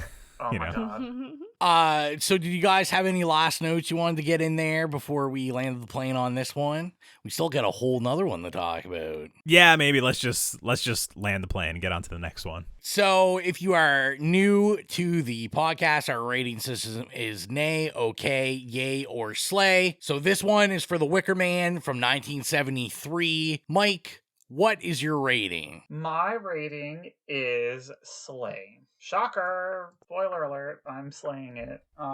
It's one of those that, like, I saw it so young, I shouldn't have liked it, but it was so good that, like, I knew I was watching something weird and different that I was gonna love for the rest of my life. Like, I just knew it, and, like, every person that I've showed it to over the year has been like, oh yeah, this is amazing. Slay. And literally, I was like, I haven't watched it in years now, and it's like, I just, like, I'm transfixed. It does not lose its power. I think everything about it, the acting, the writing, like I said, all those small details, the fucking soundtrack is insane. It's fire, pun intended. That final scene literally is so powerful. Like, if you boil the movie just down to that final scene, it still, to me, will remain one of the best final scenes in horror of all time. And not only that, you look at, like, at least 5 movies in the last 40 years that have used it as a blueprint, including Midsommar, which everybody loves and touts as, like, one of the best horror movies in years. It's literally just taking the blueprint of that. So, Slay, it's so good. I fucking love it. Jill, what are your thoughts? I am also gonna give it a slay. I started my day off watching this for the first time, and it was amazing. Like, I was having a great day after watching this. You could tell from your texts in the group chat that you were loving it. You were like practically live texting it. I'm sorry. No. I loved your energy. I knew you were going to enjoy it. It has an absolute banger of a soundtrack. It's also really funny. It's got that dry British, Scottish, Irish, whatever kind of humor going on, and I love it. Like, I was cracking up at it. I love the, summoning siren landlord's daughter bit. It was mesmerizing. That was your favorite scene, Mike. Mm-hmm. I did have another note that the Maypole song is basically Rattling Bog. I noticed yes! that Oh as my well. god, yes, I know. Yes, I had yes. that too. So, I was like, this feels so home. Like you said, feels so much like home. We also never talked about the women jumping over the fire naked. They're all leaping over the fire. Anyways, that was an interesting scene as well. Immaculate conception or trying to explain it. Anyways, and you get Christopher Lee's like great response of why they're naked. Like, well, why would you jump over a fire with clothes on? Your clothes on, yeah. True. But yeah, I loved everything. The Wicker Man looks sick. It was, a lot of show, not tell, and I like that. It just kind of was unsettling and weird, and it just kind of speaks for itself. Amazing. I loved it. What about you, Colton? I think I'm going to give it a very strong yay, which I know it might be sacrilegious after 2 slays, but I think this is a great movie. I very much enjoy it. It's just one of those that I don't know if I'd put in like the super like upper echelon quite yet. I think I kind of need a few more watches. Maybe I need to figure out which version is the best to watch, possibly as well. But no, I very much enjoy it. I'm basically echoing what everybody else said. The music is a bop. I love the third act. It's excellent. I love how well realized the world is and about how all the pagan rituals are in there, and like the cult feels very well realized. The dance scene is sexy. It's a great scene. And all around, very much enjoy it. I'm going to give it just a very strong yay. I wouldn't be surprised if over the years, once I keep watching this, it gets up there. But for me, I just think it's a great movie right now. What about you, Rowan? So close, Colton. I'm also going to give it a slay. No way. Yeah, I really liked almost it. 10s across the board. Yeah, almost 10s across the board. I just kind of what everyone else has been saying. Like, I really got worried that when I was like, oh no, is this a musical? I was like, this is definitely not going to go well. And it just went as good as possible. The music's awesome. The performances are awesome. Like I said, it's like this dry black, Jill said it, like it's just kind of like British, Scottish humor, but it's also like so unsettling and unnerving that it just really worked. The Wicker Man, like the actual Wicker Man, like such a payoff, like, because we know that was built, that was done, and it was so massive, and like just everything about it was just like overwhelming and terrifying. And you know what could be more terrifying than just being fucking burnt while people are like singing and dancing with children while you're just being lit on fire? Yeah, I was really in this vibe. I can't wait to watch it again, and this is like going into my like fall rotation of that's awesome. Of film. So I really, really enjoyed it. Yeah, see, I'm just saving my slay for 2006. That's all. Yeah, we knew it. So, we told you what we thought of 1973's The Wicker Man, and we did ask you what you thought. We did have a couple responses to the original and the and the new one. So I'm gonna some responses came in together. So I'm gonna make it awkward and split the sentences in half, and I'll save the response for the second one when we talk about the remake. So Grueling Terror wrote on Instagram and said, "Midsummer wishes it was as good as this movie." Yeah, I agree with that as well. I am not a Midsummer fan. I know you guys are, but I'm not my fan. As I think the only guy that gave it a slay on the podcast. Okay. All yeah, right. so they both get slays in my heart. And then on Slasher, we had Kutamero write and said, really liked the original. And I'll just cut it. I'll cut the sentence there till later, and then I'll let you know. He really how liked the original, loved the remake. Yeah, that is the obvious answer. Mm-hmm. But those were our answers in there. So, yeah, now it's time, to get into 2006, what most call the superior film, The Wicker Man. So let's just jump right into the trailer, and then we'll get into the synopsis and our first experiences. On a lonely stretch of road, one man will meet a girl. I'll get it. Who will change his life forever. Give me your hand! Now, as he follows every clue, A little girl is alive. all roads lead to The Wicker Man. Who's the Wicker Man? He's been expecting you. Nic Cage. The Wicker Man. Rated PG-13. Starts Friday, September 1st. The Wicker Man was written and directed by Neil LaBute, and the story is as follows. At his ex-fiance's request, a reclusive lawman travels to a secluded island in search of her missing daughter. Once there, he discovers sinister forces at work among the island's secretive residents, including strange sexual rituals, a harvest festival, and the possibility of human sacrifice. So, our first experiences, is this our first time seeing this, or do we love the original so much, but not as much as this one, because this is the one we own every single format of, and Nicolas Cage is just our Cage daddy. So, you know what, Mike? We're going to start with you. Is this your first time seeing this one? Fucking Cage daddy. I can't believe you just did that to me. I wish. Okay, so obviously because I saw the original very young when this came out in theaters, I was like, oh my god, a remake. Let's go fucking see it. Let's go. So I saw it in theaters, unfortunately. Oh my god. And spoiler Jealous. alert, I never saw it again until we had to fucking rewatch it for this because I hated it so much. Jill, what about you?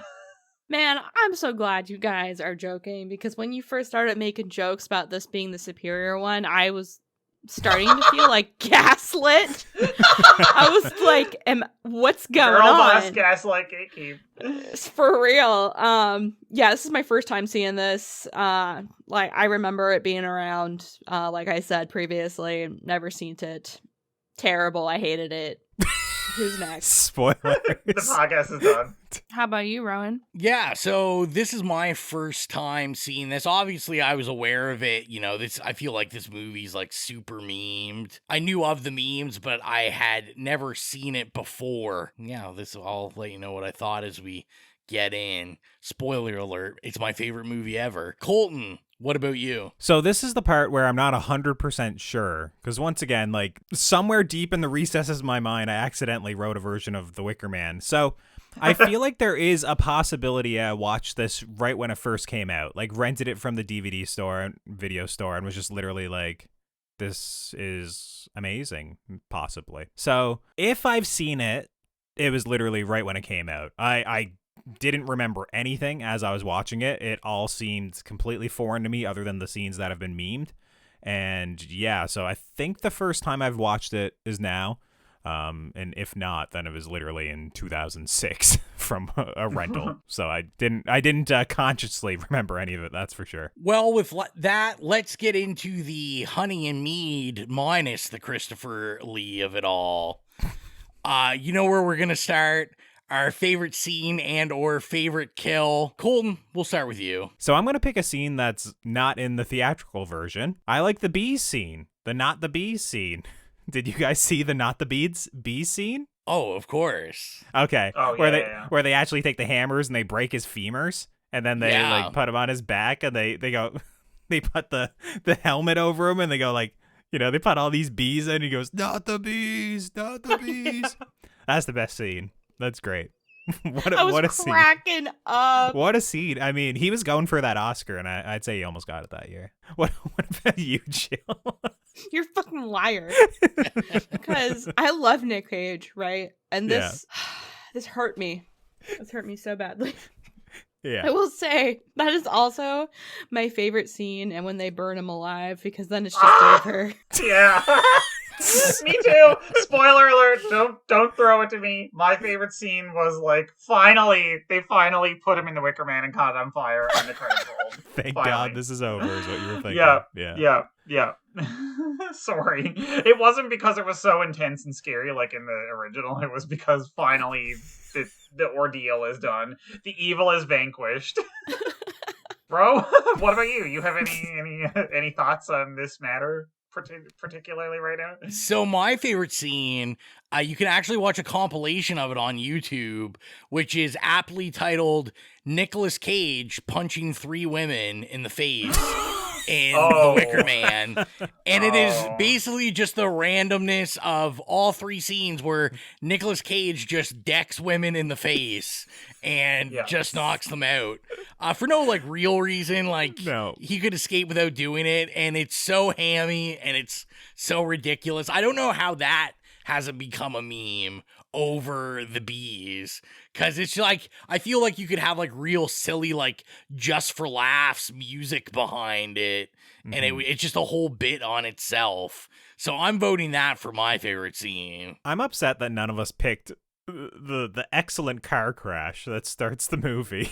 Where, you know, the transport the little truck. girl is just like so chill, just like sitting there in the car on fire, like she's just like looking at him like, I'm just gonna sit here. Like, what are you talking about? It was such an insane contrast to the original Wicker Man to start the movie essentially with him bending down to pick up a doll. You know, we're talking 2 or 3 minutes in this movie. Yeah. And then just a big like semi destroying a truck and it erupting in flames and just like absolute like, oh, they're trying to showcase that they got a big budget for this one, or like, you know, they're gonna lean into like these crazy stunts and shit. And I was just like, no one came to the Wicker Man for that.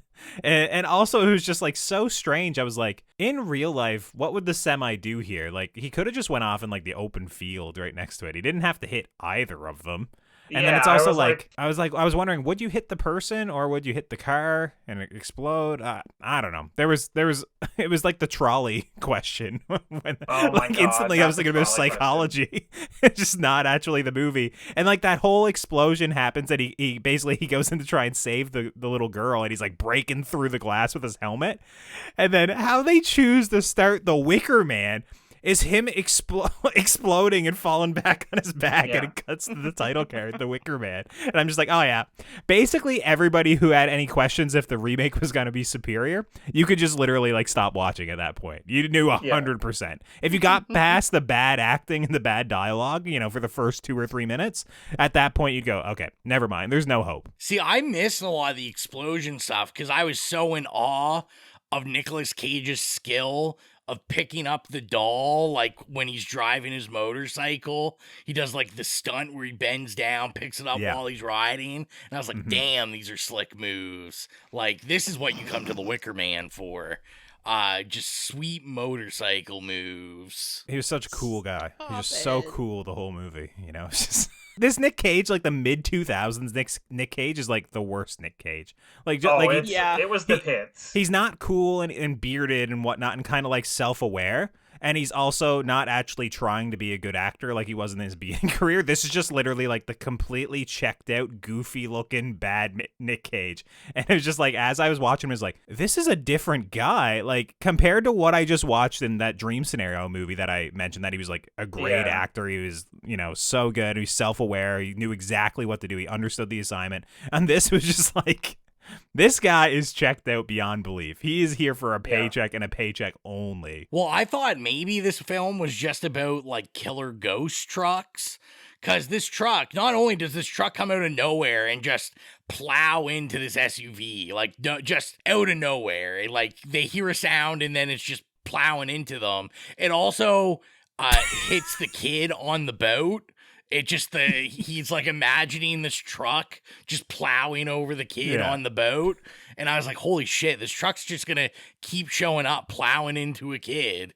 And this is amazing. But sadly, you only see the ghost truck twice. Well, I was kind of thinking that, like, your obsession with Ghost Truck, was it due to your comic book obsession, Ghost Rider? We got some more Nic Cage again, you know, like. Maybe it's because of our very first Stream Scream episode of the Toy Box featuring a killer RV that killed people. It could be in this universe. Maybe they're part of the same universe. Either way, whatever they were doing with the ghost truck, I know what you're saying. He was like looking out the window one time and the ghost truck just drove by.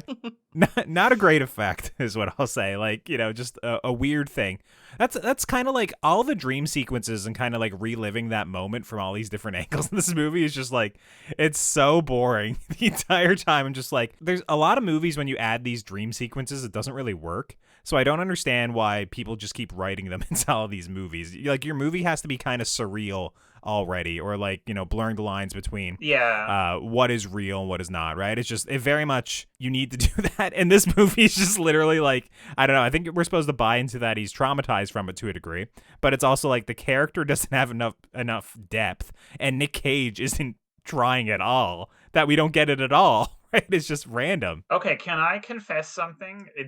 So in my head, the first time I saw this, and I had totally forgot about this because I haven't seen it in like 18 or 17 years or whatever, but I remembered while rewatching it that when I saw it in theaters, I thought they were going for like, they were going to start it off as like, oh, we're doing like a beat for beat except for the insane car crash scene, but like they literally copied some of the dialogue like exactly and stuff. And then they're going to totally, like, go off the rails with it and, like, jump the shark. And I thought they were going to make it so that the whole thing... I thought the reason that they kept doing those, like, weird dream sequences was because it was going to be that he was still, like in the hospital room, like, unconscious in a coma. And this was all his, like... Nice. Like, all, like, a dream of, like, him, like, his brain trying to, like, process the trauma. And, like, the little girl was supposed to be... you know, the little girl from the car, etc. And and then I remembered that when watching it, and I was like, that would have been a so much more interesting movie. I was like, Colton would have hated it. No, it wouldn't. Oh, that please. is Mike that wanted is the the it was ending. all a dream. Yeah, that is the ending how that bad English I hated teachers this movie. hate. Yeah. That's how no badly thanks. I hated this movie. I was like, I want it to all be just a dream. Well, I hated this movie so much that I didn't think it could get any worse, but it definitely would with that ending. Shut up! I thought you were just describing me watching the movie essentially in a coma, just wondering if this was all a dream. You know, like, God, like just some of the stuff from this movie where it's so much worse than the other one. It's just right away, like in the writing and stuff, where when he shows up on the island and he just looks at these two guys for some reason carrying a burlap sack and is dripping. He goes, dripping. Your bag is dripping, or whatever. Like literally that. And the movie does all this build up. We're gonna see what's in the bag. You know, it's like he's slowly encroaching on it. The camera's going into the bag, and then he kind of like looks and has a reaction, and we never see what's in the bag, like, you know, like at least not for a long time. And it's just literally like, you just don't understand the concept of setup and payoff for like a horror movie, like at all. It's like you could have even had like, you know, you could have had like an animal or something jump out. You could have actually a person in there. You could have had something, and it's just they literally don't show anything. It's just like they couldn't figure out what was in the bag and what was making it drip. It was very strange.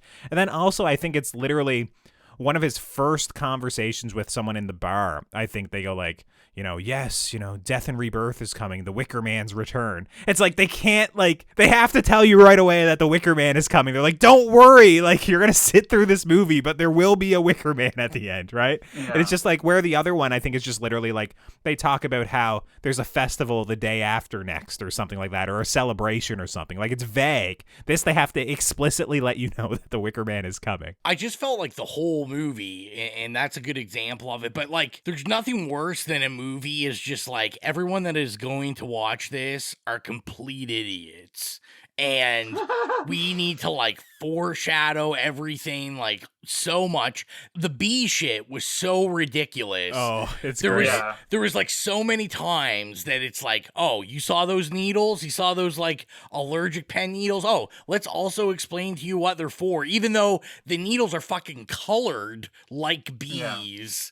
And it's called like BE something. It's like be gone or something silly, right? Like it's literally like so obvious what it's for. It's just like so many things that they're like, oh, we have to like make sure to over explain everything to you, but yet we're gonna take every bit of nuance out of this. Like, 100%. But then where nuance can be used good, they don't do it. Because my other issue is like a lot of the pagan stuff, like we were talking about with the original, with like the fool and the parade and everything, where like we get a little bit of context for these rituals, so like they're unsettling, or like we kind of have an idea what's going on. Where with this, there's really no explanation of anything they do. Yeah. It's only there to look weird, and that's it.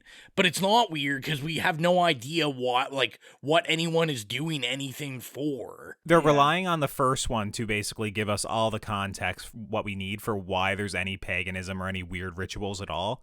And then instead the movie is focusing on this really forced ex-fiance love story. Oh, it's your guys' son or daughter together, you know, like shit like that. That is just, it's really trying to force this and like make you buy into the romance and make you believe like, oh, there's no way she would betray him or lure him here to do that, right? It's basically just playing on audience expectations, and it's like it's such a bad offender because nobody is coming to The Wicker Man 2006 who has seen the first one and believing that Nic Cage is like going away with his ex-fiance and daughter at the end of the movie, right? It's just exactly. The movie is like, it's weird because it's expecting you at one point to have seen the original, but then it's also trying to hold back the mystery for the entire movie, and then there wouldn't really be much of a mystery or an expectation for people that haven't seen the original. You just be bored the entire time. So yeah, it's just so, it doesn't work on like any front at all. Its purpose for existing just like is non-existent.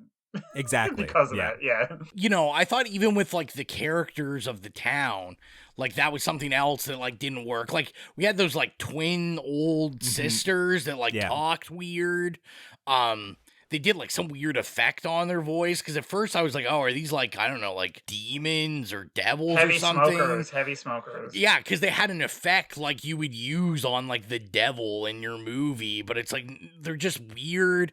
Like, you know, we don't find out till later, like all the guys have their tongues cut out, but it was just like, it's just populating the town with weird people, so there's weird people in it. Like there's just like no purpose to anything other than like, I don't know, this is like a horror movie trope, let's throw this in, see if this works. Well, this is why we have to take a strong stance against wokeness and feminism, because when you change when you change it just makes it so much worse. Yeah, like, I mean, Jesus. I thought it was so funny, like, speaking of the bee stuff being unsubtle, that they were like, oh, we're gonna do a matriarchal society, and then it's all gonna be centered around bees. I was like, oh my god. Just groaning. Like, please. Like, this is so cringy. Oh, also, like, you know, the hive mind, like, cult thing going on there, but... It's very subtle. Yeah, it's so subtle. I don't know if any of us actually got it. All right, shut the fuck up. To be honest. Can we rate this shitty movie? No, we need to talk about him riding his bike despite being deathly allergic of bees. We have to talk about him riding his bike into like the hive, getting stung, and instead of turning around and going back the way he came, he keeps riding further and further into the field. I know, and I was just like, bro, you are going through this field. Like, he is just flying through it, just getting stung like 100 times. And knowing that you're on a cut-off island. Yeah. And if you like, use where are you your going? EpiPen, like, where's the emergency room? You're fucked. You're gonna die. Like, yeah. And riding his bike, what are you talking about? This guy straight up jacks a bike. That is true. I guess it is not his bike whatsoever. He steals it at gunpoint. It's like fucking South Central on Summer Isle. He's like, I'm a cop. I need your car. I need Uh, to commandeer your vehicle. I forgot about that detail. Yeah, that's awful for sure. I really wondered how deep a connection Colton was feeling with Nicolas Cage as we talk about this, like, you know, matriarchal theme. And, you know, we have Nicolas Cage just take his glass and crush the bee and, you know, basically crushing feminism with his glass of mead. And I felt like Colton was just like, this is... I stood up and cheered. Yeah, I was applauding. Slow clapped. Yeah. No, that is not the reason why this movie is bad. They definitely could have done that if they wanted to, and like a better writer, probably a better creative team could have made that idea work, and it could have actually been interesting. It could have been like, oh, okay, I understand how you're changing this and going off in a different direction and making it a little bit more modern. But this is just like so forced and so clumsy. And I'm sorry, but like Ellen Burstyn got nothing on Christopher Lee. I was so bored whenever she was like, on screen. Oscar winner, and that's all of my notes were like, this cast, the women in this cast, it's stacked. You have Frances Oscar Conroy. winners, Oscar winners, Emmy winners, Golden Globe winners, SAG winners, like literally every award you could win for acting in North America, all of these women have like cabinets full of, and it's so awful that they're just like, guess we're cashing in a paycheck. Like, as long as you don't put Diane Delano in that category that played oh my god, Sister my Beach. queen. Oh my god, she was terrible. I love Diane Delano. She was in my favorite show as a teenager, which was Ryan Murphy's first show called Popular. Oh, and she played the like very masculine teacher, Miss Bobby Glasser, and her presence in this movie was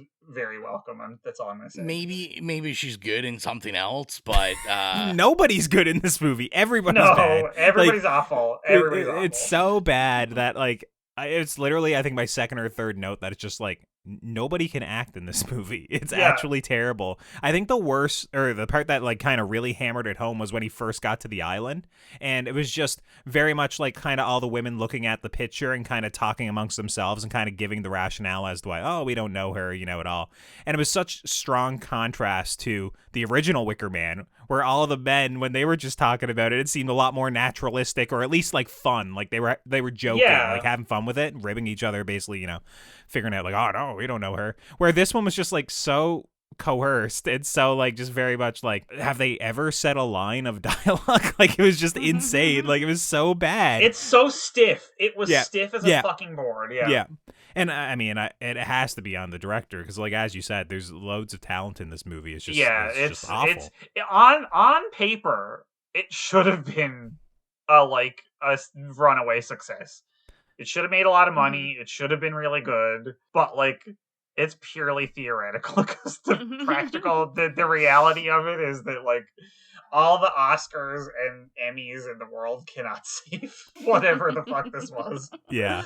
Why do you guys think they changed the name of the island? It's very subtle, but they call it Summers Isle in this. Summers Isle, yeah. Summers Isle. And it drove me crazy the entire movie, because it just felt like someone mispronouncing like the name of the original Wicker Man's, like, that's what I thought. I was like, someone definitely fucked it up. Maybe it was supposed to be like you think like Summer is a like, you know, kind of common like girl's name. I thought maybe it was supposed to be like a possessive like it's Summer's Isle, so it's like showing that the whole island itself is like possessed of a woman because it's matriarchal society there. I don't know. I was probably reading way too much into it. Well, I would understand that if like, I guess Lord Summer's Isle or whatever, if her name was Summer or something, like I would understand. But I guess we don't know what her name is, I don't think. So maybe it is Summer. That'd be Summer's Isle. They do say it. I don't know if they actually. It's some kind of plant. Oh, it's not Summer. It says in the credits that she plays like Sister Summer's Isle. Sister Summer's Isle. Yeah, but but no first name, as I'm saying. Her first name's not Sister. That's what I was trying to figure out. Yeah. Yeah, oddly enough, the like Frances Conroy's character, the doctor, not the only person that's not Sister. They're all and Sister also something. The only person who isn't awful in the whole movie. Like she was the only person who gave it even halfway decent performance. What do we think about the cinematography in this movie? Anyone want to talk about that? I don't know. No. 2 words, horseshit. You know what? I can't speak any ill will because I've worked with the cinematographer of this movie. Oh! Well, okay. I'm not. So okay, I won't say anything. Redact. But yeah, Colton's I've worked paid with off him. by Big Wicker Man. So. And it was funny because as the movie was starting, I was like, I recognize that name, and it's not like an actor. So I paused it and I had to like do some Googling, and I was like, oh, I've worked with him. I've worked with him. Yeah. Did you quit your job immediately? No, I mean, I'm long done that job. The job is over. So was the job a new remake to The Wicker Man? Yes, it was The Wicker Man 3, and it's WICK 3R. No. Wicker Man. That's what I accidentally wrote actually a few years ago. I thought you brought it up at the beginning there about like them wanting to show off in the beginning that it was like this higher budget film. They had like the car explosion, but I just kept noting like everything felt cheap. It felt like way more low budget than the original. Oh yeah. Like this looks like this is another scream shout out, but we reviewed a movie called The Tooth Fairy where a guy's dick gets cut off, and you can't not mention that if you mention the movie The Tooth Fairy. Yeah, but like it looked like that movie. The cinematography, the quality of it is like the same quality, and that was like a direct-to-video Canadian horror movie from around this era. Like it was the 2000s it came out, and it slapped. Yeah, at least that one slapped. Like this one, I was just like, I can't believe we let something that looks like this out into the world. Yeah, it's direct to like VHS material is what this is. Like this is what it feels like. Now I wanted to know because I thought maybe I missed it because I can't say that I was like totally checked in for a lot of this. But like I don't ever remember there actually being a conversation that it was his daughter. Just at some point in the movie, he just all of a sudden said our daughter. And then no. It comes up somewhere. Yeah. Is there? Yeah. Okay. She explicitly, there's a scene with the two of them together. It's like, I want to say a little over halfway through. Framed as a love scene. Yeah. Yeah. It's like when they're alone together and Okay, she's yeah. like, I have like a secret to tell you. Mm-hmm. Yeah, It's and it's basically your when she daughter. got pregnant, she went back to the aisle to be around like her family and stuff like that. Yeah. It was very brief. Okay, that makes a little more sense. But still also is a complaint with me for it because, a reason I think the original works so well is that, our lead is like an actual outsider. He has zero into this community where like this gives him that weird in on the community. So it's like, it doesn't feel as isolating because, even though at the end, like she doesn't do anything to stop it and they're tricking him and all this kind of stuff. Like even when they're killing him, you can tell like she doesn't really want it to happen and that she loves him. And I was just like, this just kind of like takes away from it for me. Like it's not... It just turns it into like some stupid like romance that doesn't need to be there. I was going to say for me, it does add something. I don't know if it's necessarily a great addition. It's unnecessary. But I do think it winds up being like the MIDSOMMAR thing where it's literally the guy goes from that community, does like outreach. He finds like people and then brings them back. That was kind of the vibe I got from her, that she was like a Black Widow essentially. She left from her community and lured him back there, right? Which it adds something. Could it have been interesting in a better movie with better writing? Also, like, absolutely. Get Out, yeah. maybe? Yeah, exactly. Something like that.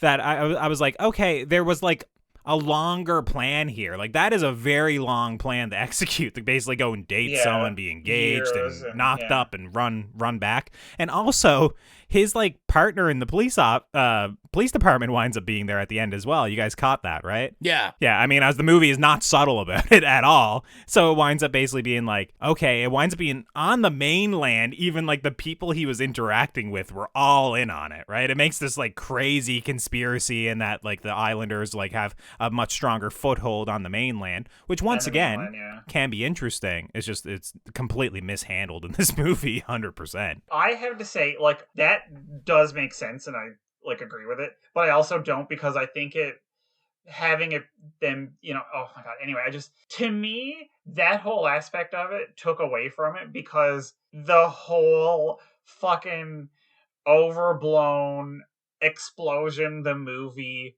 opening sequence literally doesn't make sense because the first time I watched it, my understanding was this is what is driving him to like be so concerned about this young girl because he failed the girl in the car. Mm-hmm. But like the whole like that aspect of it to me just it's like what was the whole point of the beginning then? Like you didn't need to do that, you know what I mean? You could have got we needed the explanation other than that a cop can just be a good person. We needed an explanation for him to actually pursue that for the first hour of the movie. That's what we needed. Yeah. It's just it was such a fucking mess. It was such a mess. I'm like, I just feel like they had all these threads that they were like, let's just weave these different colors together and then tie a knot that we're never going to get undone and then just drop it in the sewer and walk away from it. Also the ending. Like, they didn't end the shot on the Wicker Man, which is, like, what was so powerful about the first ending. And they added some weird shit. I don't know. Unnecessary. Were you talking about, like, they went back to the mainland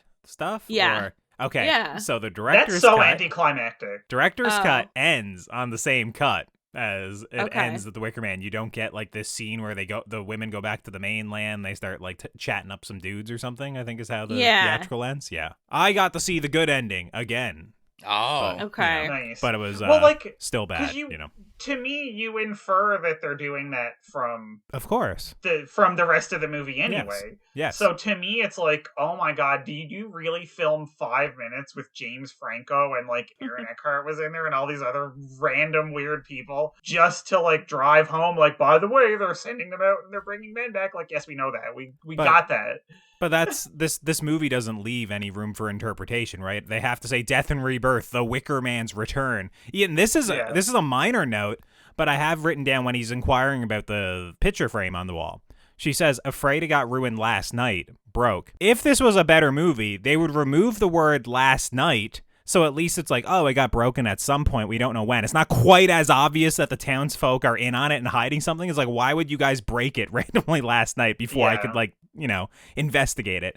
The movie does shit like that all the time where it literally just, it makes no sense to, like, over-explain it to the audience. It's, like, literally spoon-feeding you so much that it's just boring. Oh, yeah. Right? Before we get into rating it, I just want to ask, is there anything about this movie that you guys like about it? Is there any moments or anything? I'm just curious. I have one little small thing for me, but I'm just curious. I like Nicolas Cage's disregard for children. He's just fucking kids up in this movie.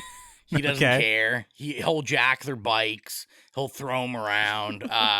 I appreciate that in my detectives. Nice. The only aspect of this that I enjoyed, and it will be reflected in my Letterboxd review, was that throughout the movie, but particularly the classroom scene, because it's mostly done like note for note recreation of the original. Yeah.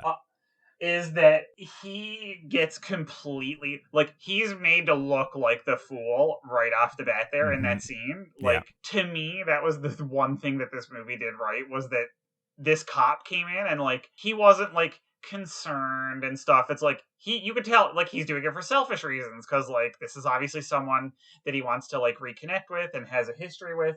He's not doing it because he's, like, a good person like Howie in the original one is, or because it's like his sense of duty or whatever. It's like he just constantly gets kind of like very subtly made fun of, and I'm always like, yeah, the women are right. Like he's coming in and he's made to look like an outsider and like an asshole, and I really love that aspect of it because he really is an intruder, an interloper, and I'm like, demon be gone. I did have a note that had a question: Is this Mike's horror utopia? Because it's a society with no men. Yeah, I was like, I love this. The men don't open their mouths at all. But I was going to say, kind of rolling off what you said, I think that's really the issue with this. And oh my God, all the times I've, ragged on Jesus and everything in this podcast is like this story as the original, like it really works because of this like Christianity aspect, looking like into this like pagan, hedonistic, you know, totally different culture, and just like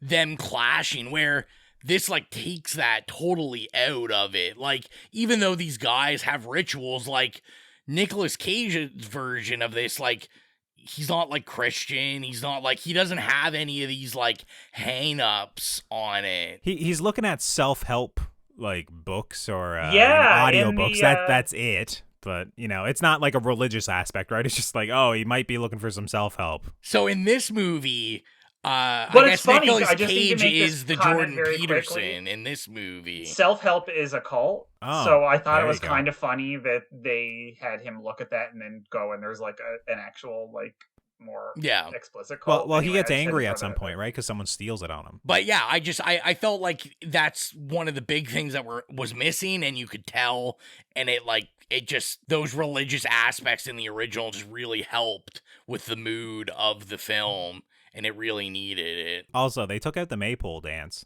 right? Yeah, jeez. Which is that's unforgivable. Jill, I noticed you never said anything that you liked about the movie. I like the ending when Nic Cage is like screaming, "Killing me won't bring back your goddamn honey." I like that. That was good, yeah. Yeah, and they're like, actually, it will. Yeah, I like how they hoist him up into the Wicker Man in this one. Like, I like that he gets pulled up upside down, and it's like this big contraption, like it's a bit of a thing. I was like, but this not is as kind of big. Neat. Yeah, well, not as big, but I thought it was neat. And then I was like, are they gonna burn him alive, hanging upside down? I was like, I don't remember that. That's pretty hardcore. But then, I don't know, he gets hoisted up and there's a floor there, and all of a sudden he can act again and whatnot. But at the time, I was like, this is pretty a hardcore ending. If they're gonna, like, imagine if he was saying everything, but he's hanging upside down with all the blood rushing to his head and stuff. I was like, that'd be sick. Be so hardcore. But they didn't go that way. But yeah, that's the one little thing I liked from the movie. I'm not about, I'm not about size shaming, but I thought this Wicker Man was just a little less impressive than the original one. I was like, this is like a little Wicker Man. It just seemed like dumpier. Like, it wasn't as tall. There was definitely, like, I felt there was some camera tricks Wicker where Man be thick. I just felt that the big dump. I felt the original was the actual size it was supposed to be, where I felt like this was like camera tricks, and I was like, this doesn't seem like it's that large. So, whoa. Yeah, unfortunately in this case, I think it is about the size. Agree. So yeah, are we good to go into rating this? Yep. So if you are new to our show, which you shouldn't be because you just listened to the first half of this, our rating system is nay, okay, yay, or slay. Jill, we'll start with you. What would you give 2006 The Wicker Man? I'm gonna give it a big old nay, because it was trash. Oh, surprise. I'm so shocked. Jill, those words must have hurt coming out of your mouth, because, like, I feel like you've never said the word nay before. Right? I don't know how to say no. On the main cast, yeah. But anyway, big old pile of trash. After watching the first one, like, right before, it is so glaringly obvious, like, this one they tried to be something they're not, and they Americanized it, which cheapened it, I think. Sorry if that's like an unpopular opinion, but yeah, it was super cheap. It was terrible. Even Nic Cage, this is, bad Nic Cage. Not even good. But, fuck, I didn't like it. What about you, Rowan? Me? So yeah, I'm also gonna give this one a nay. There was just no redeeming qualities. I know, everyone loves the bees, not the bees, but I'll stick with that just being a meme. That's fine for me, and it being a video clip on Watch Mojo lists. But yeah, I just didn't think there was much redeeming about this, especially when there's no reason you can't watch the original and actually just enjoy your life. So it's going to be an A for me, dog. What about you? The original is shorter. It is. Yeah, like, this is longer, which is inexplicable. Yeah, what about you, Mike? I'm also giving it an A. It was so boring. It was a mess.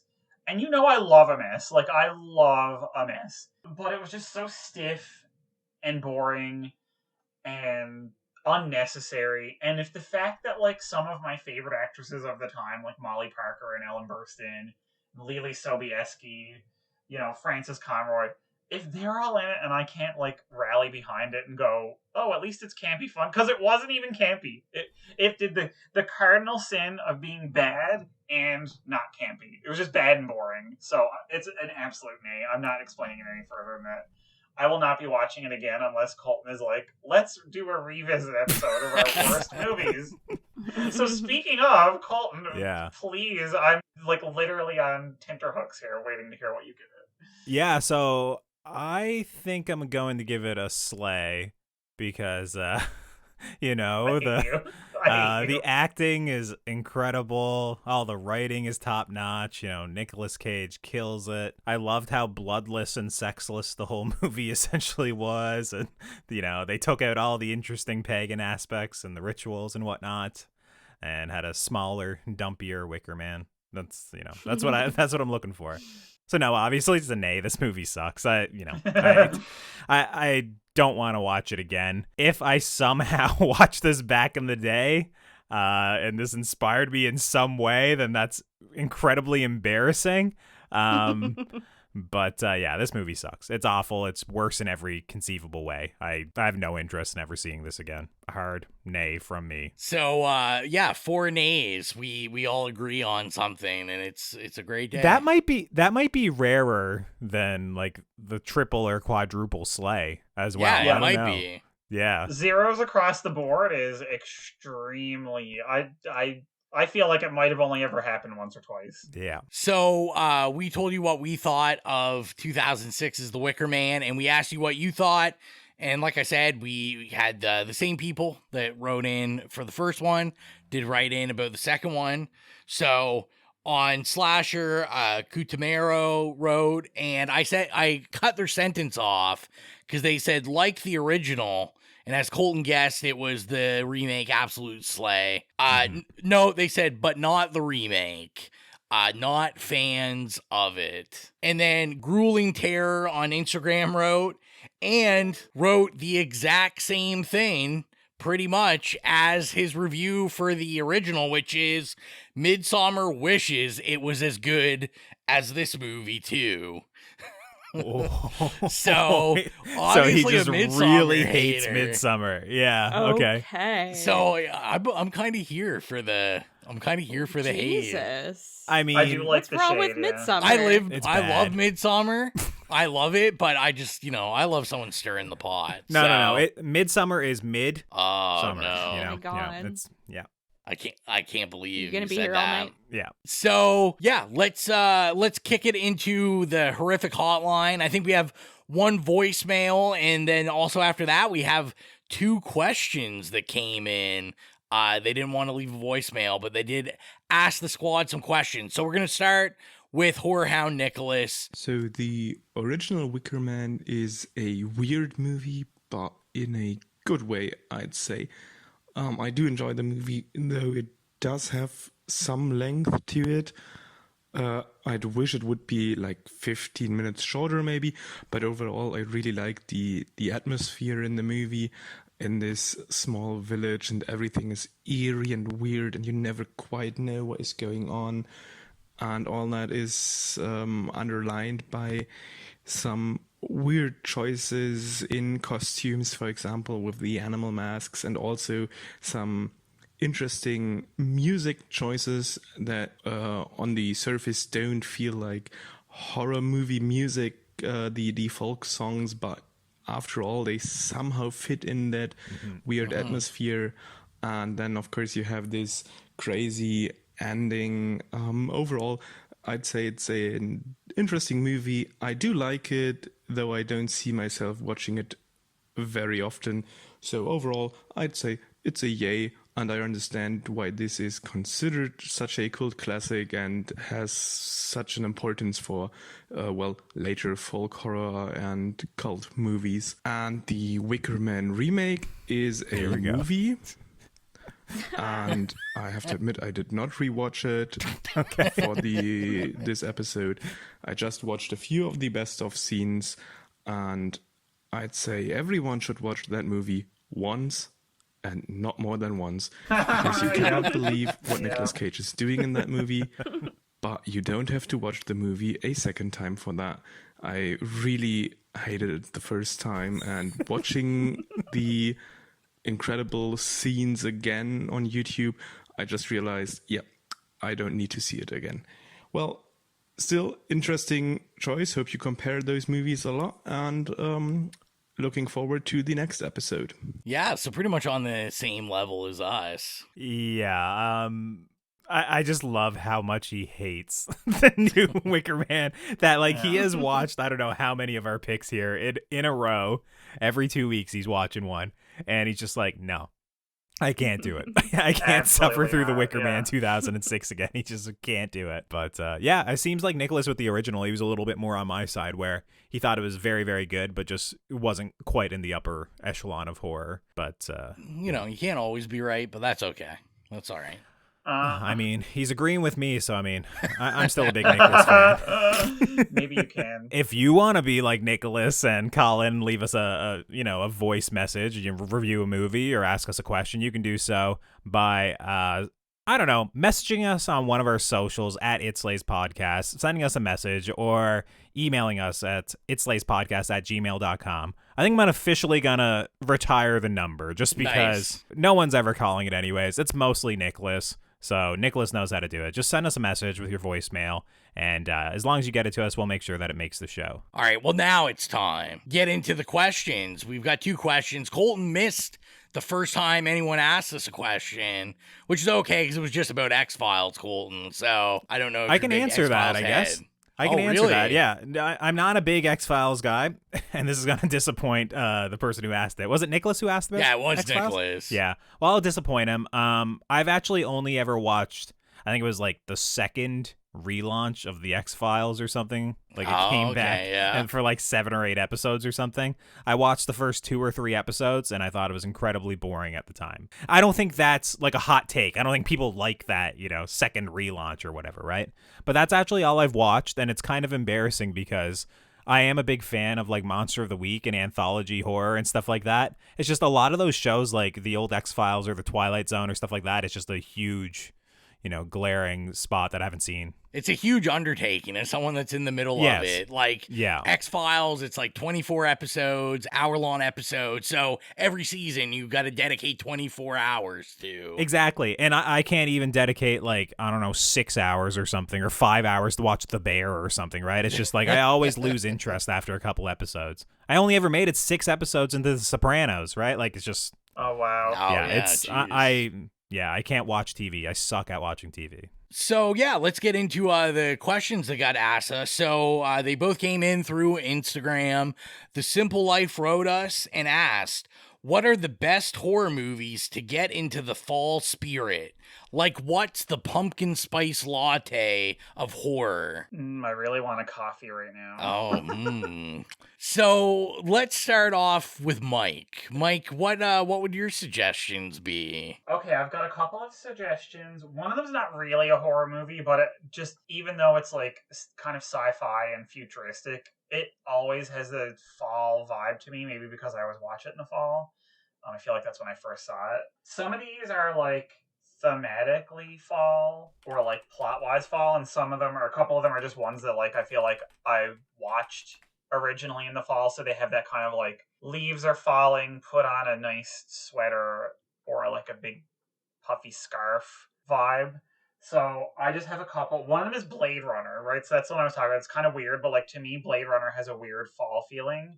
I think it might be the soundtrack is very like ambient and it's not frenetic like I would think of summer, or Frozen like I think of winter. So it has like, to me, it's more fall. Night of the Demons, because it's Halloween themed. It's very, very, very fall, very leaves falling on the ground. Nightmare on Elm Street also has that vibe to me. So that would be on my pumpkin spice film playlist. And a couple others are Jeepers Creepers, the first one. That is, to me, a very fall pumpkin spice movie.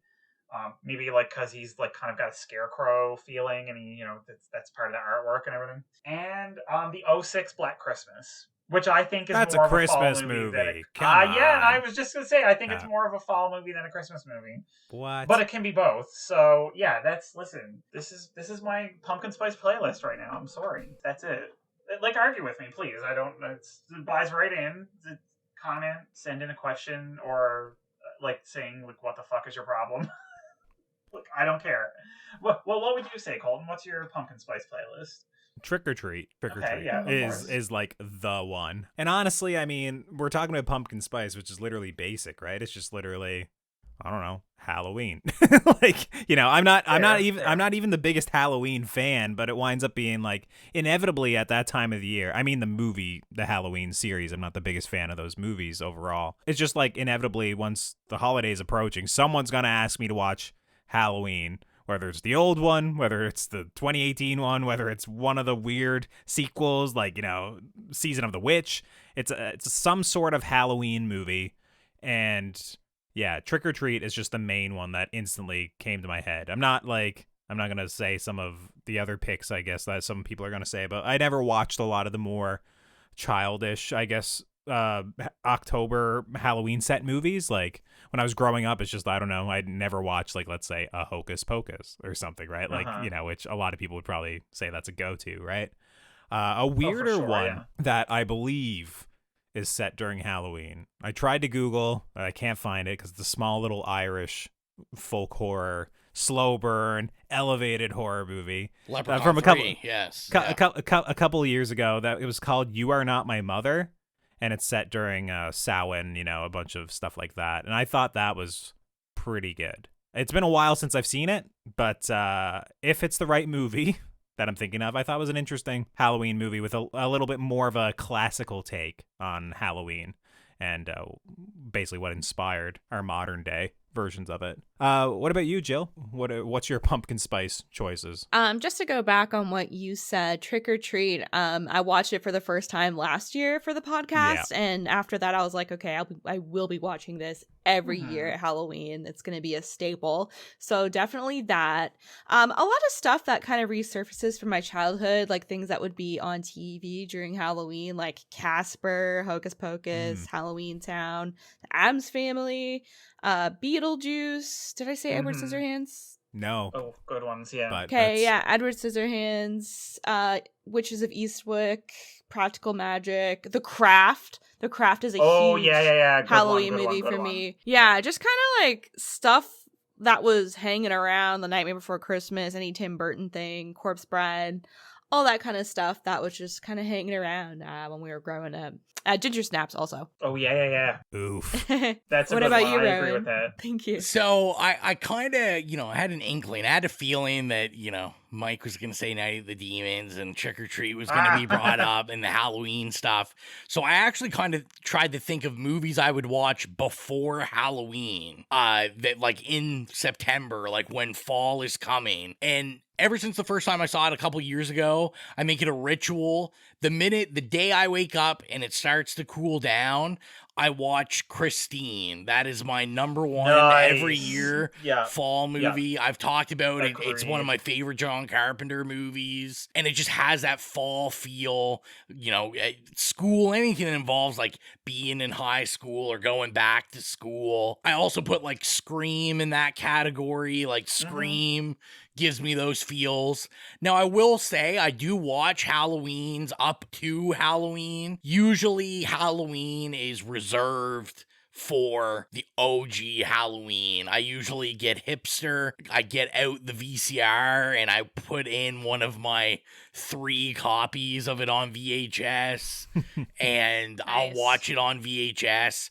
So before that, I'll usually lead up like the 2018 one. I think I watch almost every year now. I was a pretty big fan of that one. I'll revisit like H2O, like one of the sequels, stuff like that. And then other franchise kind of stuff that I don't necessarily watch like on Halloween. So stuff like Child's Play, and I'll watch like some Tales from the Crypt or something like that kind of starts to give me those spooky vibes. But I actually try to watch things that aren't set on Halloween until Halloween Day, and then I pick out. Gotcha. It's a whole process for me. So yeah, but number one, Christine, if you haven't watched it, put it in. My biggest pumpkin spice latte vibes around. And this one, it kind of worked out. I know these people don't know each other, but maybe they colluded. So Grueling Terror on Instagram wrote in a question that said, are you going to plan out a horror movie viewing schedule for October, or are you just gonna wing it? Jill, we'll start with you. So are you gonna plot out the movies you're gonna watch over the spooky season? Or do you just whatever you're in the mood for? I think this year I definitely will be. I typically do the same thing for like Christmas movies too, because I'm a big piece of trash and I love Hallmark movies. I'm actually like a shell of a human. I'm just so depressed. So I need to fill up my time with like Halloween movies, horror movies, and Christmas movies for that serotonin. But I think I definitely will be making a list this year and watch one maybe every single day or more for October. So yeah, what about you, Colton? Yeah, I probably won't be making a list. I think a lot of what I'm watching will be determined by what we have to review on the show, and I'm just starting to go into another production here. We're just, I'm deep in the prep days, so I'll be filming essentially all October, from the middle of October through to the middle of November, so I won't have time to do anything. I'd love to actually one year do Hooptober, which is like, the big list of movies that people usually do leading up to October, 30 movies or whatever it is with all these different themes and stuff. I usually make my list and then watch one or two movies off of it. So it'd be nice to have time to do that sometime. It's just this year is not it. So it's probably just whatever we're reviewing on Now Slang, whatever we're reviewing on this show, as long as I can kind of find the time in my schedule. That's all I'll be watching, pretty much. What about you, Mike? I am definitely not going to be plotting it out. I would like to do that, but I am so emotionally unstable and mentally ill that, and I like Jill, I watch things based on like my mood and my where I am at the moment. And the minute I plot out, like, I'm going to watch this thing like tomorrow or something, guaranteed by the time I sit down, I'm like, I really don't want to watch this now. So I'm truly just going to be playing it by ear every day. Good for you. I mean, listen, I know that's an issue with like a lot of my life is that I lack structure and organization and commitment, but I feel like I'm going to have more fun and maybe like make some wackier choices if I just kind of go like, what the fuck am I in the mood for tonight? And maybe just go on Tubi and watch some trash. You know what I mean? What you should do? What's that? You should write out a list and cut it into little pieces and like put it in like a little pumpkin and then pull one out every day and then watch that. That's my official advice. Yeah, no, I like that advice. I'm going to do that actually. Jill, how about you watch Troll 2 if you haven't seen that yet? No. Oh my. Bro, what's your plan? I know you have one. I know it's like involves a 25 page outline. Every year I'm like, I'm going to watch a horror movie every day. And every year I come really close, and I always like there's a day or two I fall behind. But this year I took all my vacation time in October. So I work 4 days in the month of October, and then I'm off for the rest of it just to, I should say enjoy the holiday. Really, I'm just going to be editing podcasts like crazy because I'm sure we're going to have tons of content. But my goal is to watch a horror movie every day, but I actually kind of have a structure where I'm going to split the month up where for about 15 days, I'm going to watch the Halloweens, the Child's Play, the stuff like that. But I would like to take it, at least 15 days of the month and every day watch at least one like random horror movie on Shudder. Just like a random whether it's indie, low budget, whatever. But like, I always am interested in Shudder originals, and then I get busy. I'm just watching other stuff, or I'm watching stuff for the podcast. So I just want to go and just kind of close my eyes and pick and be like, cool, I landed on this.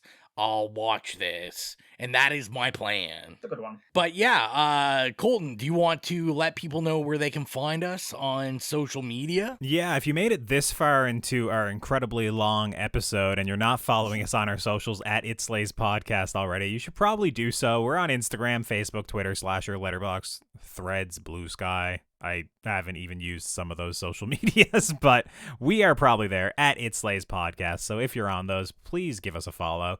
And if you want to support the show like our horror hounds, Holly, Nicholas, Patrick, Mark, Stephen, Joy, and Carvey, gain access to the Patreon exclusive show Stream Screams hosted by Jill, and get episodes of this here main show 48 hours early, be sure to head on over to patreon.com/itslayspodcast and choose whatever tier works best for you. Rowan, you gonna add some of these Wicker Man songs to the playlist? Oh, yeah, obviously. There's going to be some bangers going on. But yeah, go to Spotify, because guess what? It's Octoberfest. It's spooky season. It's here. So go to Spotify. Go to the It Slays Podcast horrific playlist. If you have any problems finding it, go to any of the social media that Colton mentioned.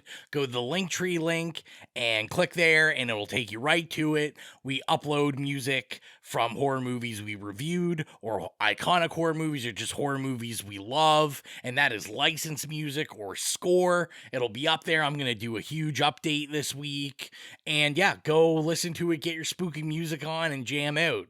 So all that is left is to announce our next episode in this lovely October Fest month, and it is my pick, and I've gone with a classic, which is The Exorcist, which is also, it's a big one, and also not planned, because I believe also from 1973, apparently. Oh, really? Apparently we're just in love with 1973. I think this has happened one or two other times, where like two picks have been from the same year. So maybe like a subconscious influence. Nice. So yeah, get your eyeballs on the original Exorcist, and we will be back in 2 weeks to talk about that one. As always, thank you for all the support. I am your humble host, Rowan. Bye, it's Mike. I'm Colton. Bye. See you later. We're going to expand our weekly video segment to take you into the back shelves of your local video store, back where it says horror videos, and where kids are devouring some awful films that we call the video nasties. Are you freebasing? Inquiring minds want to know. I have to break free from this culture of mechanical reproductions and the thick incrustations dying on the surface. From the prime time, bitch! Long with the new flesh. The pain, I can assure you, will be exquisite. As for our deaths, come with me and be immortal. We have such sights to show you. Gotta return some videotapes.